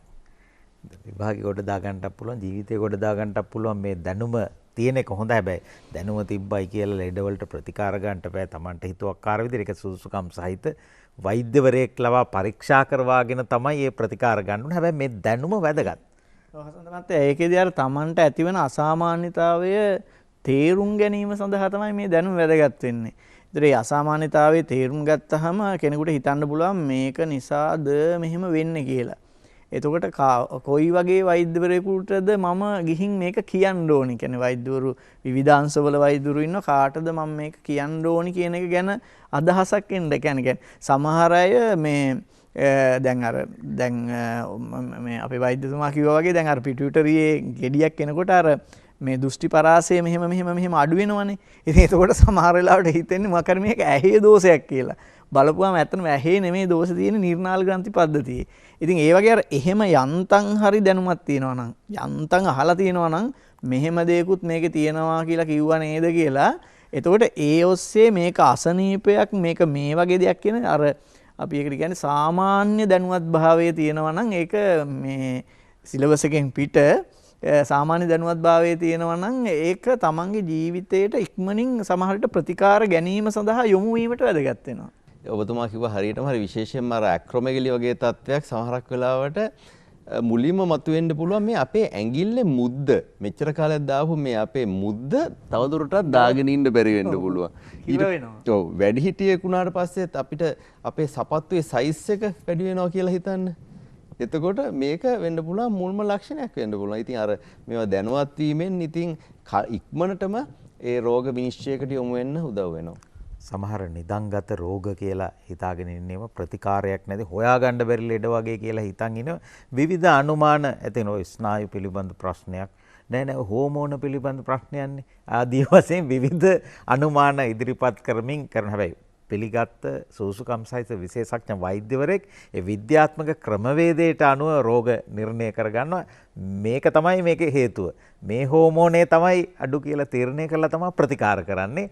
හැබැයි බොහෝ විට මේ සාමාන්‍ය ජනතාවට තේරෙන්නේ නැහැ. සාමාන්‍ය අපිට වුණත් තේරෙන්නේ මේක මොන හෝමෝනේ අඩුවීම නිසාද මොකක්ද මේ කියලා බැලු බැලමට හොයාගන්න බැරි පද්ධතින හෝමෝන කීකේ කිව්වට හෝමෝන කියන්නේ මොනවද කියලා හරියටම දැනගන්න පුළුවන් වුණා මං හිතන්නේ අද ටෙලිවිෂන් ඉස්කෝලෙන්. හැබැයි තව බොහෝ දේවල් තියෙනවා අපිට කතා කරන්න. තයිරොයිඩ් ගැනත් කතා කරන්න තියෙනවා. තයිරොයිඩ් ගැන කතා සුලභ ලෙස අපේ රටේ වාර්තා වෙන තත්ත්වයක්. අන්තරාසර්ග ග්‍රන්ථි පද්ධතිය සහ හෝමෝන පිළිබඳවයි අද ටෙලිවිෂන් ඉස්කෝලෙන් කතා කරන්නේ. තිස්ස ජනනායක ගුරුතුමා. වසන්ත මහත්මයා අපි කලින් කතා කරා මේ මනුෂ්‍ය ශරීරයේ තියෙන මේ අන්තරාසර්ග ග්‍රන්ථි පද්ධතියේ නියමුවන් ලෙස ක්‍රියා කරන්නේ මූලික වශයෙන් හයිපොතැලමසයි පිටියුටරි ග්‍රන්ථියයි. එතකොට ඒ දෙන්නත් එක්ක සම්බන්ධ වෙලා අපේ වෛද්‍යතුමා පැහැදිලි කළා වගේ එකිනෙකට ගණනාවක් අවයවයන් තුල බලපාන ආකාරයේ හෝමෝන නිපදවීම සිදු වෙනවා. එතකොට මේකෙත් එක පැත්තකට දැන් අපි යන්නේ ඔබට මතක ඇති මං ඉස්සෙල්ලා කිව්වා හයිපොතැලමස මේ හයිපොතැලමස කියන ග්‍රන්ථිය මගින් නිපදවනවා තයිරෝට්‍රොපීන් රිලීසිං හෝමෝන් එක. එතකොට මේ විභාගෙදී මේ එක වචනයක් අහලා තිබුණා මේ මෙන්න මෙහෙම වචනයක් මට මේක මතක් වුණේම අපේ වෛද්‍යතුමා අර ඉංග්‍රීසි වචනේ කිව්ව මතක තියාගත්තා නම් ලේසි කියන එක මෙන්න මෙහෙම වචනයක් අහලා තිබුණා පෝෂී හෝමෝන කියලා. ඒ කියන්නේ අහලා තිබුණා පෝෂී හෝමෝනයක් කියන කුමක්ද කියලා. එතකොට අර ඒ පෝෂී කියන්නේ ට්‍රොෆික් කියන එක නේ. ඒක ට්‍රොෆික් කියන එක ඒකත් මතක තියාගන්න පුළුවන් නම් හරි. එතකොට ඒ පෝෂී හෝමෝනයක් කියන කුමක්ද කියලා අහපුවාම ඒකේ අරගෙන තිබුණේ මොනවා හරි නිර්නාල ග්‍රන්ථියක් මත මගින් නිෂ්පාදනය වෙලා වෙනත් එකක් මත ක්‍රියා කරනවා නම් ඒ කියන්නේ වෙනත් එකක ශ්‍රාවය නිෂ්පාදනය කිරීම කෙරෙහි බලපානවා නම් තමයි පෝෂී. ඒතර අර මෙතන මේ තයිරෝට්‍රොපීන් රිලීසින් හෝමෝන් තයිරෝට්‍රොපීන් කියපුවාම ට්‍රොෆික් කියන වචනේ තමයි එන්නේ. එතකොට මේක නිෂ්පාදනය කරන්නේ හයිපොතැලමසෙන්. ඔබට මතකයිනේ මම කිව්වා හයිපොතැලමසෙන් TRH නිෂ්පාදනය වුණායින් පස්සේ ඒක කිලින්ම ගිහිල්ලා බලපානවා පූර්ව පිටියුටරියට. එතකොට මේක නිපදවනු ලබන්නේ පූර්ව පිටියුටරියෙන්. පූර්ව පිටියුටරිය. එතකොට පූර්ව පිටියුටරියෙන් නිපදවන හෝමෝනට කියන්නේ thyroid stimulating hormone කියලා. thyroid stimulating hormone එක. මේක හයිපොතැලමසෙන් නිපදවන එක මෙතන කියන්නේ අපි TRH කියලා මේක කියන්නේ TSH කියලා. එතකොට හයිපොතැලමස මගින් TRH නිපදවපුවාම ඒ හෝමෝනය පූර්ව පිටියුටරිය මත බලපානවා. ඒ බලපාලා එමගින් TSH නිපදවනවා. TSH මේ හෝමෝනය නිපදවපුවාම තමයි ඒක තයිරොයිඩ් ග්‍රන්ථිය මත බලපාන්නේ. ඊට කලින් මම තයිරොයිඩ් ග්‍රන්ථිය ගැන කතා කරන්නම්. මේ තයිරොයිඩ් ග්‍රන්ථිය හරි අමුතු විදිහේ ග්‍රන්ථියක්. මේකේ තියෙනවා ලෝබ්ස් දෙකක් මෙහෙම වම් හා දකුණු කියලා කොටස් දෙකක් තියෙනවා. අපි මෙන්න මේ රූපේ පොඩ්ඩක් අවධානය යොමු කළොත් මම හිතනවා වඩා හොඳයි කියලා. මොකද මේකේ පෙන්නනවා මේ මෙතනත් එක්ක බලපුවාම මේ ගෙලෙහි මෙන්න මෙතන තියෙනවා ස්වරාලය කියලා කොටසක්. ඒ ස්වරාලයට පහලින් මෙතන තියෙන ශ්වාසනාලයේ දෙපැත්තේ තමයි මේ ග්‍රන්ථිය පිහිටලා තියෙන්නේ. ඒ කියන්නේ අපේ මේ බෙල්ල ප්‍රදේශයේ තමයි මේ ග්‍රන්ථිය පිහිටන්නේ. ඒකේ තියෙනවා මේ වගේ කොටස් දෙකක්. මේ වගේ දැන් වෙනම වෙන් කරලා ගත්තොත් මේ වගේ කොටස් දෙකක් පොඩි කොටසකින් එකිනෙක සම්බන්ධ වෙලා පවතිනවා. ඒතර මේක තමයි අපි කියන්නේ තයිරොයිඩ් ග්‍රන්ථිය කියලා. මම නම ලියන්නම් තයිරොයිඩ් ග්‍රන්ථිය. තයිරොයිඩ් ග්‍රන්ථිය. එතකොට මේ තයිරොයිඩ් ග්‍රන්ථියේ කොටසක් අපි අරගෙන ලොකු කරලා බැලුවොතින් එහෙම ඒ තයිරොයිඩ් ග්‍රන්ථියේ තියෙනවා විශේෂ දෙයක්. ඒවට කියන්නේ ෆොලිකල්ස් එහෙම නැත්නම් සියුනිකා කියලා. ඒ තයිරොයිඩ් ග්‍රන්ථියේ සියුනිකා වල තියෙනවා මෙන්න මෙහෙම සෛල. ඒ සෛල වලින් තමයි මේ හෝමෝන නිෂ්පාදනය කරනු ලබන්නේ. මේකෙන් තමයි නිෂ්පාදනය කරනු ලබන්නේ. එතකොට ඒ නිෂ්පාදනය කරන හෝමෝන මෙතන තියෙනවා රුධිර වාහිනී. ඒ රුධිර වාහිනිය වලට ගිහිලා තමයි දේහයෙන් එළියට මේ තයිරොයිඩ් ග්‍රන්ථියෙන් එළියට යන්නේ. එතකොට මේ තයිරොයිඩ් ග්‍රන්ථියෙන් නිපදවන හෝමෝන පොදුවේ අපිට තයිරොයිඩ් හෝමෝන කියලා හඳුන්වන්න පුළුවන්. ප්‍රධාන වශයෙන් නිපදවන හෝමෝන දෙකක් තියෙනවා. ඒ තමයි ඒක සාමාන්‍ය නම් කරනවා T4 සහ T3 කියලා. එතකොට තයිරොක්සීන් කියලත් කියනු ලබනවා මේක T3 විදිහට නිෂ්පාදනය කරන එක T4 විදිහට නිෂ්පාදනය කරන එක T3 බවට පත් වෙන්න පුළුවන්. එතකොට මේ දෙකම ගත්තොත් එහෙම අපිට කියන්න පුළුවන් තයිරොයිඩ් ග්‍රන්ථියෙන් නිපදවන ප්‍රධාන හෝමෝන කියලා. ඊට අමතරව මේ තයිරොයිඩ් ග්‍රන්ථියේ මේ තියෙන සියුනිකා සෛල වලින් තමයි මේ දෙක නිපදවන්නේ. මේ තව සෛල වර්ගයක් තියෙනවා ඒකෙන් නිපදවනවා කැල්සිටොනින් කියලා හෝමෝනයක්. කැල්සිටොනින්. මේ කැල්සිටොනින් කියන එක රුධිරයේ කැල්සියම් මට්ටම පාලනය කිරීම කෙරෙහි බලපානවා. ප්‍රධානම හෝමෝන දෙක ලෙස සලකන්නේ T4 සහ T3 කියන එක. දැන් මේවා ඔක්කොම එකිනෙකට සම්බන්ධයි. දැන් උදාහරණයක් විදිහට ගත්තොත් එහෙම දැන් මෙතනින් හයිපොතැලමසෙන් නිපදවන මේක අඩු වුණොත් එතකොට පූර්ව පිටියුටරියෙන් නිපදවන TSH අඩු වෙනවා. ඒක අඩු වුණොත් මේ දෙක අඩු වෙනවා. එතකොට ඒ නිසා දැන් මේ තයිරොයිඩ් ග්‍රන්ථියේ නිපදවන මේ T4 සහ T3 කියන එක එහෙම නැත්නම් තයිරොක්සීන් කියලා ගොඩක් ප්‍රසිද්ධයක් තියෙනවා මේ හෝමෝනේ. එතකොට ඒක කෙලින්ම දේහේ පරිවෘතියට බලපානවා කියන එක. මේ තයිරොයිඩ් හෝමෝන වලින් කරන ප්‍රධානම දේ තමයි පාදස්ත පරිවෘතිය වේගය පාලනය කිරීම. බේසල් මෙටබොලික් රේට් කියලා අපි කෙටියෙන් හඳුන්වනු ලබනවා. ඒ කියන්නේ එකෙන් පැහැදිලි වෙන්නේ දැන් ඔබගේ ශරීරය තුල සිදුවෙනවනේ මේ පරිවෘත්තීය ක්‍රියා මුළු ඇඟේ හැම සෛලයකම සිද්ධ වෙනවා පරිවෘත්තීය ක්‍රියාවලිය.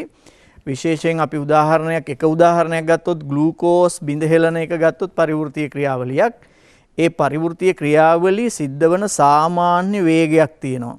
එතකොට තයිරොයිඩ් හෝමෝන වැඩි වුණොත් ඒ සාමාන්‍ය පරිවෘත්තීය වේගය ඕනිවට වඩා වැඩි වෙනවා. ඊළඟට තයිරොයිඩ් හෝමෝන අඩු වුණොත් ඒ පාදස්ත පරිවෘත්තීය වේගය සාමාන්‍ය පරිවෘත්තීය වේගයට වඩා අඩු වෙනවා. ඒ නිසා දේහයේ පරිවෘත්තිය පවත්වාගෙන යන්න වැදගත් වන හෝමෝන කාණ්ඩය තමයි තයිරොයිඩ් ග්‍රන්ථියෙන් නිපදවනු ලබන තයිරොයිඩ් හෝමෝන. ඒ අපිට අර වර්ග දෙකක් විදියට හැදෙන නිසා මෙහෙම නම් කරනවා T4 සහ T3 ලෙස. මේ T4 වලට T3 බවට පස්සේ කාලෙක පත් වෙන්නත් පුළුවන්. එතකොට මේ තමයි තයිරොයිඩ් ග්‍රන්ථිය මගින් නිපදවන හෝමෝන. ඊට පස්සේ අපි බලුවොත් එහෙම මේ තයිරොයිඩ් ග්‍රන්ථියේ මේ තයිරොයිඩ් ග්‍රන්ථියේ මේම ඉස්සරහ පැත්තෙන් නෙමෙයි තියෙන්නේ පිටිපස්ස පැත්තෙන් බැලුවොත් තයිරොයිඩ් ග්‍රන්ථියේ මෙන්න මේ විදිහට මේ කුඩා ග්‍රන්ථි හතරක් දැකිය හැකි වෙනවා මෙන්න මෙහෙම. මේ විදිහට මෙහෙම. මේවට කියනවා අපි පැරාතයිරොයිඩ් ග්‍රන්ථි කියලා. හැබැයි ඒ පැරාතයිරොයිඩ් ග්‍රන්ථි දකින්න ලැබෙන්නේ තයිරොයිඩ් ග්‍රන්ථියේම තමයි. ඒක මතමයි. හැබැයි මේ පැත්තෙන් ඒ කියන්නේ පූර්ව පැත්තෙන් නෙමෙයි ඒක බලන්න පුළුවන්. මේ පැත්තෙන් අපර පැත්තෙන් තමයි බලන්න පුළුවන්. කුඩා මේ ගැටිති හතරක් ලෙස මේ පැත්තේ දෙකකුයි මේ පැත්තේ දෙකකුයි පැරාතයිරොයිඩ් ග්‍රන්ථි හතරක් දකින්න පුළුවන්.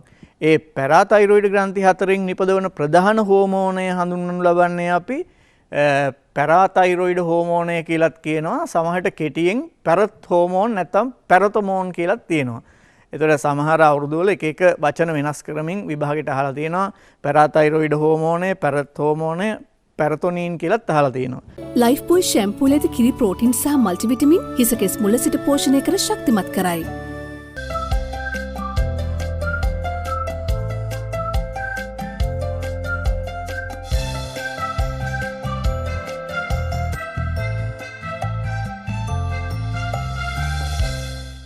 ලයිෆ් බොයි ෂැම්පූල ඇති කිරි ප්‍රෝටින් සහ මල්ටිවිටමින් හිසකෙස් මුල සිට පෝෂණය කර ශක්තිමත් කරයි. අප කතා කරමින් ඉන්නේ අන්තරාසර්ග ග්‍රන්ථි පද්ධතිය සහ හෝමෝන පිළිබඳවයි. අපේ විශේෂඥ වෛද්‍යතුමා ඔහසන්ත දැන් අපි තයිරොයිඩ් ග්‍රන්ථිය කියන්නේ මම හිතන්නේ ඕනෑම කෙනෙක් දන්න හෝමෝන ග්‍රන්ථියක්. අතර හෝමෝන පිළිබඳ දැනගන්න ඕන කෙනෙක්ම මම හිතන්නේ දන්නවා තයිරොයිඩ්. ඉතින් හරිම සුලභ දෙයක්. දැන් ඔබට පේනවාද මේ රූපරාමුවෙන් හරි ලස්සන ග්‍රන්ථියක් අර සමනලයක් වගේ බෙල්ල ඉස්සරහම ඉන්න ග්‍රන්ථියක්. අපේ මම හිතන්නේ ගුරුතුමාත් කිව්වා මේකට කණ්ඩිකා දෙකක් මැද නිකන් සේතුවකින් නැත්නම් ඉස්මස් කියලා අපි ඉංග්‍රීසියෙන් හඳුන්වනවා. මේ ඊගාවට මේකෙදි තව ටිකක් මේක ලොකුවට පේනවා. අර ගුරුතුමා කිව්වා මේ තියෙන ස්වරාලය ඊට පස්සේ මේ ශ්වාසනාලය ඊට පහළින් පටන් ගන්නවා. ඊටාම වැදගත් තැනක තියෙන ග්‍රන්ථියක්. ඊගාවට මේ තියෙන අර ශුද්‍ර ව්‍යුහය අපේ ගුරුතුමා කිව්වා මේවට තමයි සියුනිකා ෆොලිකල්ස් කියන්නේ. ෆොලිකල් එක මැද්දට තමයි මේ ෆොලිකියුලර් සෙල්ස් නැත්නම් ෆොලිකියුලර් තයිරොක්සිඩ් හදන සෛල වලින් මේ තයිරොක්සින් ශ්‍රාවය කරන්නේ. මෙතන ප්‍රෝටීනුත් එක්කවල එකට ඉංග්‍රීසියෙන් අපි කොලොයිඩ් එක. එයා වැඩ කරනවා නිකන් මේ තයිරොක්සින් ගබඩාවක් වගේ. තයිරොක්සින් මෙතන තමයි ගබඩා වෙලා තියෙන්නේ. අවශ්‍ය වෙලාවට වටේ තියෙන රුධිර සෛල වලින් එයා ගෙනියනවා රුධිර සංසරණ පද්ධතිය හරහා.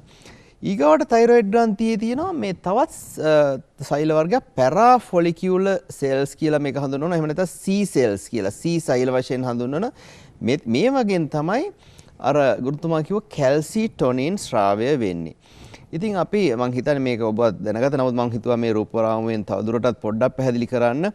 TRH එනවා හයිපොතැලමස් අපේ පූර්ව පිටියුටරියෙන් TSH ඇවිල්ලා T4 තමයි ප්‍රධානම වශයෙන් ශ්‍රාවය වන හෝමෝනය.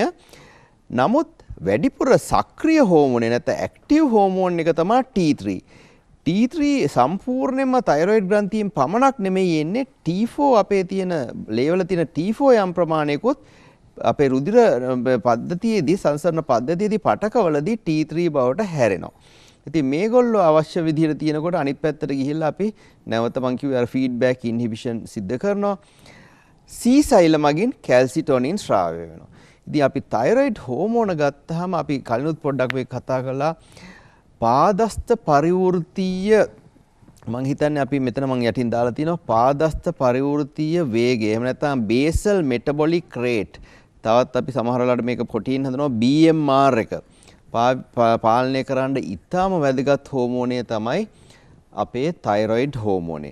ඉතින් අපේ පරිවෘත්තීය ගන්න හැම පරිවෘත්තීය ක්‍රියාවක්ම ඉක්මන් කරනවා මේ තයිරොක්සින් හෝමෝනෙන්. ඊට පස්සේ අපේ හෘද වස්තු පද්ධතිය ගන්න ඒක හොඳට ක්‍රියාත්මක කරන්න. ඒ කියන්නේ වේගය පාලනය සහ හෘද අපේ හෘද පේශියේ හොඳට සංකෝචනය කීමට වැදගත් වෙනවා. ඊගාවට අපේ අනිත් ස්නායු පද්ධති විශේෂයෙන්ම අනුවේගී සිම්පතටික් නර්වස් සිස්ටම් අනුවේගී ස්නායු පද්ධතියේ බීටා මේ ප්‍රතිග්‍රාහක හරහා නොයෙකුත් වැඩ රාශියක් කරන හෝමෝනයක් තමයි මේ තයිරොයිඩ් හෝමෝනය. ඉතින් මම අර කලිනුත් මං හිතන්නේ පාඩමේදී කිව්වා අපේ මේ පරිවෘත්තියට පමණක් නෙමෙයි වර්ධනය විකසනයටත් විශේෂයෙන්ම වැදගත් වෙන හෝමෝනයක්. ඉතින් අපේ මේ දරුවෝ හරියට තයිරොක්සින් හෝමෝනයේ ප්‍රධානම ක්‍රියාව බේසල් මෙටබොලික් රේට් නැත්නම් පාදස්ත පරිවෘත්තීය වේගය පාලනය කිරීමට තමයි මෙයා වැඩ කරන්න කියලා දැනගත්තොත් තයිරොක්සින් හෝමෝනය වැඩිවීමෙන් වෙන රෝග ලක්ෂණ හරි ලේසි මතක තියාගන්න.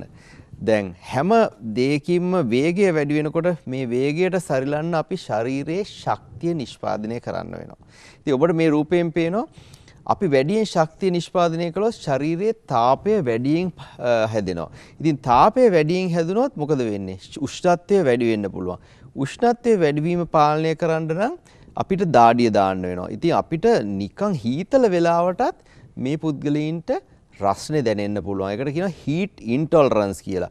ඉතින් අපේ හෘද වස්තුව වැඩියෙන් වැඩ කරන්න පුළුවන් පටන් ගත්තොත් හෘද වස්තුවේ වේගය වැඩි වෙලා අසාමාන්‍ය වේගයකට පවා යන්න පුළුවන්. ඒකට ටැකිකාඩියා කියලා ඉංග්‍රීසියෙන් කියනවා. මේක ඇත්තටම අර heart failure නැත්නම් හෘද අකර්මණ්‍යතාවය දක්වා පවා යන්න පුළුවන් තත්වයක්. අපේ වැඩිපුර බඩවැල් වල මාංශ පේශි වැඩ කළොත් මොකද වෙන්නේ? අපේ නිතර මල පහ යනවා. සමහරවිට මේක අර පාචන තත්වයක් වශයෙන් පවා එන්න පුළුවන්. ඊගවට අපේ මස් පිඬු වැඩිපුර වැඩ කරන්න ගත්තොත් විශේෂයෙන්ම අපේ අර අනුවේගී ස්නායු පද්ධතිය අත්වල මෙහෙම නිකන් පොඩ්ඩක් අත්වල වෙවුලීමක් වගේ එන්න පුළුවන්. මස් පිඬු දුර්වලකමක්.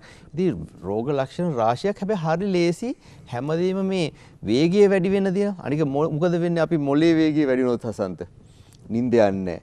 හිතන්න අපිට අර වැඩ වැඩි වෙච්ච වෙලාවට නිින්ද යන්නේ අර ඒ වගේම සමහරක් වෙලාවට මේ වගේ අයට නිකන් අර සමහරව අපි සිංහලෙන් කියන හොස්සාගින් මැස්ස යන්න බෑ කියලා මැස්ස යන්න හරියට කේන්ති යනවා අර හරියට ඉංග්‍රීසි කියන එක්සයිට් වෙනවා ඒ වගේ ලක්ෂණ මතුවෙනවා මේක තයිරොක්සින් වැඩි වුණාම. දැන් මේ තියෙන්නේ ඔබ රූපාමයෙන් පේනවා ග්‍රේව්ස් ඩිසීස් කියලා එක රෝගයක් තියෙනවා තයිරොයිඩ් හෝමෝන අධික වීමට. මේකෙදි වෙන්නේ අපේ ශරීරයේ හදනවා ප්‍රතිදේහයක් තයිරොයිඩ් ග්‍රන්ථියට විරුද්ධව. නමුත් එයා නිකන් හරියට TSH කියලා අපි කතා කරපු අර හෝමෝනයේ ව්‍යුහයට සමානයි එයාගේ ව්‍යුහය. ඊට පස්සේ එයා ගිහිල්ලා තයිරොයිඩ් ග්‍රන්ථිය උත්තේජනය කරලා අපේ ගලගණ්ඩයක් බව ඇති වෙන්න පුළුවන්. ඊට අමතරව මේක අපි අර ඉමියුන් සිස්ටම් එකේ එහෙම නැත්නම් අපේ ශක්ති පද්ධතියේ මේ රෝගයක් නිසා සමහර අනිත් තැන්වලත් ප්‍රශ්න ඇති කරනවා. විශේෂයෙන් අපේ ඇහැ යටින් විශේෂයෙන් මේ රූපයෙන් පේනවා ඇහැ ඉස්සරහට නෙරලා ඇවිල්ලා. ඉංග්‍රීසියෙන් අපි කියනවා මේක එක්සොප්තැල්මස් නැත්නම් ප්‍රොප්ටෝසිස් කියලා. ඒකට හේතුව ඇහැ යටින් තියෙන අපේ පූරක පටක එහෙම නැත්නම් කනෙක්ටිව් ටිෂු කියන ඒවා වැඩිපුර හැදිලා එතන මේ ඇහැ ඉස්සරහට තල්ලු කරනවා. ඉතින් මෙවැනි තත්වයක් කෙනෙක් තියෙනවා නම් මේක මේ තයිරොයිඩ් අධික වීමෙන් නැති වෙන ග්‍රේව්ස් ඩිසීස් තත්වය වෙන්න පුළුවනි. ඊගාවට අපි දැන් අධිකතාවය දන්නවනම් හරි ලේසි තයිරොක්සින් අඩු වුණොත් මොකද වෙන්නේ කියලා හිතා ගන්න. පාදස්ත අපේ පරිවෘත්තීය වේගය අඩු වෙනවා හැමදේම ස්ලෝ ඩවුන් නැත්නම් වේගය අඩු වෙනවා. ශරීරයේ ශක්තිය නිෂ්පාදනය අඩු වෙනවා. මොකද වෙන්නේ ශක්තිය නිෂ්පාදනය අඩු වෙනකොට තාපය අඩුයි. නිකන් රස්නේ වෙලාවටත් මෙයාට හීතල දැනෙන්න පුළුවන්. ඉංග්‍රීසියෙන් අපි කියනවා මේක heat intolerance කියලා හසන්ත. අනික අපේ ශක්තිය වැය වෙන්නේ නැති වුනහම කන්නේ නැති වුණත් නිකන් හරියට මහත් වෙලා එනවා මූණ මහත් වෙනවා. ඊගාවට විශේෂයෙන්ම අපේ හෘදය වස්තුව හරි හිමින් වැඩ කරන්න පටන් අරගෙන අර ගොඩාක් හිමින් වැඩ කරන්න තත්ත්වයට පවා යන්න පුළුවන්. මස් පිඬු නිකන් හරියට වැඩ කරන්නේ නැහැ. තද ගතියක් ඇති වෙනවා. හම වේලෙනවා. කෙස් වැටෙන්න ගන්නවා. අර අපි අතින්ද කිව්වා නිතරම මල පහ යන්න පුළුවන් කියලා එයාට. මෙතන මල බද්ධය ඇති වෙනවා. ඉතින් සම්පූර්ණ ඒකේ අනිත් පැත්තේ දෙයක් වෙන්න පුළුවන්. විශේෂයෙන්ම අපේ කාන්තාවන්ට ඔවුන්ගේ අර ඔසප් චක්‍රයේ ඉවර වෙලා ලේවහන වෙන කාලෙදී හරියට අපේ වූම්බ් එකේ එහෙම නැත්නම් ගර්භාෂයේ පේශී හරියට සංකෝචනය වෙලා තමයි ඕනෑමට වඩා රුධිර වහනයක් වළක්වන්නේ. එහෙම වෙන්නේ නැති වුනහම ඔසප් චක්‍රය ඉවර වෙලා ගොඩක් රුධිරය ගිහිලා නිරක්තිය පවා ඇත්තටම ඇති වෙන්න පුළුවන්. ඉතින් එවැනි ඇත්තටම තයිරොක්සින් ඌනතාවය යම් ප්‍රමාණයකට හරියට ඉතාම පහසුවෙන් අපිට ප්‍රතිකාර කරන්න පුළුවන් වුණත් මේක අවබෝධ කරගෙන නැතුව ප්‍රතිකාර ගත්තේ නැත්නම් භයානක ලෙඩක් පවා වෙන්න පුළුවනි. දැන් මේ තියෙන බලන්න ඔබට පේනවා ඇති මේ එකම දරුවෙක් තයිරොක්සින් ඌනතාවයේ තියෙනකොට පේන විදිහයි අර කොච්චර බලන්න නිකන් අර ඉංග්‍රීසි කියන ඩල් නැත්තම් ප්‍රබෝධයක් නැති වගේ තත්ත්වයක් තියෙනවා. ඒ දරුවටම විශේෂයෙන් මේ තයිරොක්සින් දුන්නාට පස්සේ හොඳ ප්‍රබෝධශීලී ප්‍රබෝධමත් තත්ත්වයක් පේනවා. දැන් සමහරක් වෙලාවට මේ බලන්න යම් කෙනෙක් කියන්න පුළුවන් මේක සාමාන්‍ය පෙනුමක් වශයෙන් උනත් හඳුන්වන්න පුළුවන් අපේ වැඩිහිටි කෙනෙකුගේ. ඔබ බලන්න මේ පුද්ගලයාටම මේ බලන්න තයිරොක්සින් දුන්නාට පස්සේ ඇති වෙන වෙනස. මේ සම්පූර්ණ අර මූණේ තිබිච්ච අර මහත ගතිය අඩු වෙලා කෙස්වල අර රෝග ගතිය අඩු වෙලා ප්‍රබෝධමත් හරි මේ ගතියක් ඇති වෙලා මේ තරුණ කාන්තාවකට තයිරොක්සින් ඌනතා තත්ත්වය මේ තියෙන බලන්න වෙනස තයිරොක්සින් බුවහම කොච්චර වෙනසක් තියෙනවද. ඉතින් සමහරක් වෙලාවට අපිට හිතෙන්න පුළුවන් ඒ යම් පුද්ගලයෙක් එයාගේ සාමාන්‍ය මේ විදිහ කියලා. නමුත් ඇත්තටම මේ මෙවැනි ලක්ෂණ තියෙනවා නම් මම හිතන්නේ තයිරොක්සින් අපි පරීක්ෂණයක් කරලා හසන්ත දැනගත්තොත් සම්පූර්ණ ජීවිතේ වෙනසක් වෙන්න පුළුවන් පොඩි දෙයක් වුණත් මේක. ඔබතුමා කියන විදිහට බැලූ බැලමට හඳුනා ගන්න පුළුවන් ලක්ෂණක් තියෙනවා. ඔව් ඒක තමයි. වෛද්‍යවරයෙකුට හඳුනා ගන්න පුළුවන්. ඔව් අනිවාර්යෙන්ම. ඔබතුමා දැක්කොත් ඔබතුමාට කියන්න පුළුවන් සමහරක් වෙලාවට අර ගොඩාක් දරුණු වශයෙන් තියෙනකොට අපිට දැක්ක ගමන් කියන්න පුළුවන් මේ පුද්ගලයාට අනිවාර්යයෙන්ම තයිරොක්සින් ඌනතාවයක් තියෙන්න පුළුවන් කියන එක. විශේෂයෙන්ම අර කතාවේදී අනික මේකෙදී හුඟක් වෙලාවට අර පටක ඉදිමෙනකොට අපේ ස්වරාලයේ පටක පවා ඉදිමෙනවා. සමහරක් ඉස්සර අපි කියනවා මේ අර වෛද්‍යවරයෙකුට තයිරොක්සින් ඌනතාවයක් තියෙන කෙනෙකුට ටෙලිෆෝන් එකෙන් අනිත් පැත්තේ ඉඳනොත් මේ අඳුර ගන්න පුළුවන් කියලා. මොකද ඔවුන්ගේ කටහඬ අර බැරැන්ඩි වෙලා වෙනස් වෙනවා. විශේෂයෙන්ම අර රැට ගොරවිල්ල වැඩි වෙන්න පුළුවන්. එවැනි ලක්ෂණ එන්න පුළුවන්. දැන් මම දන්න ලක්ෂණය මම අහන්නේ තයිරොක්සින් අඩු වෙච්ච එක්කෙනා නිදා ගන්නවා වැඩිද? ඔව්. මොකද මම දන්න ලක්ෂණ අනිවාර්යෙන්ම තයිරොක්සින් මොකද විශේෂයෙන්ම හේතු කීපයක් වෙනවා. අපේ දැන් අපි කියවනේ තයිරොක්සින් ඌනතාවේදී මොලේ ක්‍රියාව අඩු වෙනවා. මොලේ ක්‍රියාව අඩු වෙනවා. ඉතින් මොලේ ස්ලෝ ඩවුන් වෙනවා. මොලේ ස්ලෝ ඩවුන් වෙන්නේ කියන්නේ නිදිමත වෙනවනේ. හරි. ඊට අමතරව තව හේතුවක් නිසා තයිරොක්සින් ඌනතාවය කෙනෙකුට නිදිමත වෙන්න පුළුවන්. මොකද අර ඒකට කියන අපි ඉංග්‍රීසියෙන් වෛද්‍ය විද්‍යාත්මක ස්ලීප් ඇප්නියා තත්ත්වය. ඒ කියන්නේ අර මේ පටක මහත් වෙලා අපි රැට හුස්ම ගන්නකොට අර ගෙරවීම ඇතිවීමත් එක්ක ඔක්සිජන් අපිට අඩු වීම නිසා රැට අපිව නිතර ඇහැරෙනවා. එතකොට ඒ නිසාත් දවල්ට නිද්‍රාශීලී වෙන්න පුළුවන්. වාහනවල යනකොට දන්නේම නැහැ හැප්පෙනවා. ඒ වගේ ඒ තත්ත්වයක් එන්න පුළුවන් ස්ලීප් ඇප්නියා තත්ත්වයක් තයිරොක්සින් ඌනතාවය නිසා. ඒ ඌනතාවයේ තියෙන කෙනෙකුට පිටින් දුන්නාම ප්‍රතිකාරයක් හැටියට ඒක හරියනවා නේද? සම්පූර්ණයෙන්ම 100%ක් මේ ඔක්කොම හරියනවා ඌනතාවය හරියට තයිරොක්සින් ගත්තාම. විශේෂයෙන්ම ඇත්තටම ඔබ අහපු එක මම ස්තුතිවන්ත වෙනවා. මොකද සමහරව ඇවිල්ලා අපෙන් අහනවා දැන් තයිරොක්සින් දුන්නාම ડોක්ටර් මේ බේත් බිව්වහම මේ මොන හරි අතුරු ආබාධ හැවෙන්න පුළුවන්ද කියලා. නමුත් තයිරොක්සින් කියන්නේ බේතක් නෙමෙයි. තමන්ගේ ශරීරයේ තිබිය යුතු හැදෙන එකම තමයි. අත්‍යවශ්‍යම මේ හෝමෝනයක් ඌනතාවය නිසා අපි පිටින් දෙනවා. ඉතින් ඒ නිසා කිසිම හරියට අපි දැන් වෛද්‍යවරු ඊට පස්සේ ලේ පරීක්ෂණයක් කරලා එයාගේ මට්ටම හරිද කියලා බැලුවාම මම හිතන්නේ මගේ තියෙන ඒකට මේ පොඩි ස්ලයිඩ් එකකුත් ඒකෙනුත් මම පැහැදිලි කරන්නම්. ඒක හරි මට්ටමේ පවත්ත ගත්තොත් මේ කිසිම අතුරු ආබාධයක් වෙන්නේ නැහැ. වැඩි කෙනෙකුගේ අඩු කරන්නේ කොහොමද? මම එතෙන්ටත් එන්නම් මේ හසන්ත. ඇත්තට මේ තියෙන්නේ මම හිතන්නේ මම කලින් පාඩමේදීත් පොඩ්ඩක් කිව්වා ක්‍රෙටිනතාවය. ඊගාවට අපි එමු ගලගණ්ඩය. මම හිතන්නේ හුඟ දෙනෙක් දැකලා ඇති ගොයිට කියලා ඉංග්‍රීසි වචනයෙන් හඳුන්වනවා. මේ වගේ ලොකු ගලගණ්ඩ අපි දකිනවා. ඊට අමතරව පොඩ්ඩක් මෙච්චර ලොකු නැති පොඩි අවස්ථාවල් දකිනවා. ඉස්සරම මං හිතන්නේ අපි දැන් මේව නම් දකින්නේ නැහැ හසන්ත. මං හිතන්නේ ඔබටත් පතක ඇති කුඩා කාලේ මේ වගේ ලොකු ගලගණ්ඩ තත්ත්වයන් පවා අපි ඉස්සර දැක්කා. දැන් ගලගණ්ඩයක් ඇති වෙන්නේ කොහොමද? ගලගණ්ඩයට විශාල හේතු රාශියක් තියෙනවා. ඉස්සර නම් අපි කිව්වේ ප්‍රධාන වශයෙන් මේ අයඩින් ඌනතාවය නිසායි ගලගණ්ඩ ඇති වෙන්නේ කියලා. නමුත් දැන් අපි ඔක්කොම අපේ ලුණු වලට අයඩින් මිශ්‍ර කරන නිසා අපි මේක වැඩියෙන් දකින්නේ නැහැ. විශේෂයෙන්ම අපි ගලගණ්ඩය වශයෙන් දකින්නේ දැන් අපේ ශරීරයෙන්ම අර ප්‍රතිදේහ හදලා තයිරොයිඩ්ඩයිටිස් කියලා ඉංග්‍රීසි වචනය ඇතුළේ තයිරොයිඩ් ප්‍රදාහයක්. ඒ නිසා ඇති වෙන තත්ත්වයෙන් තමයි අපි හුඟක් වෙලාවට ගලගණ්ඩය දකින්නේ.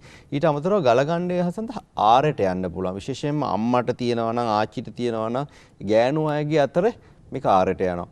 මේක ජානමය පසුබිමක් තියෙනවා. ඊට අමතරව කලාතුරකින් තයිරොයිඩ් එකේ ගලගණ්ඩයක් මේ තයිරොයිඩ් පිළිකාවක් නිසාත් ඇති වෙන්න පුළුවන්.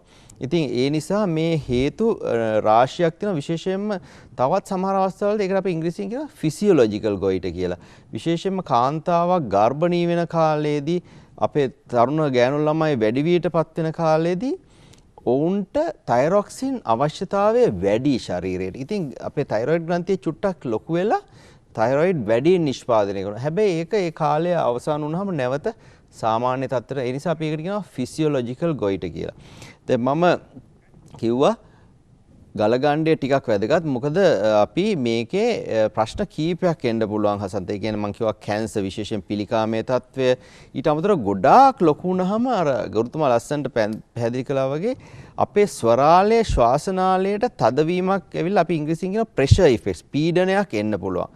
ඊට අමතරව සමහර අවස්ථාවලදී තයිරොක්සින් වැඩිවීමක් හෝ අඩුවීමක් සම්බන්ධ වෙලා තියෙන්න පුළුවන් ගලගණ්ඩය එක්ක. ඊට අමතරව ඉතින් අපේ සමහර වෙලාවට මේක ඕනෑවට අර ලකුණාම විශේෂයෙන් කාන්තාව එහෙම බෙල්ල ටිකක් ලොකුවට දෙනකොට කැතයිනේ. ඒ වගේ කොස්මටික් ඉෆෙක්ට් එකක් එන්නත් පුළුවනි.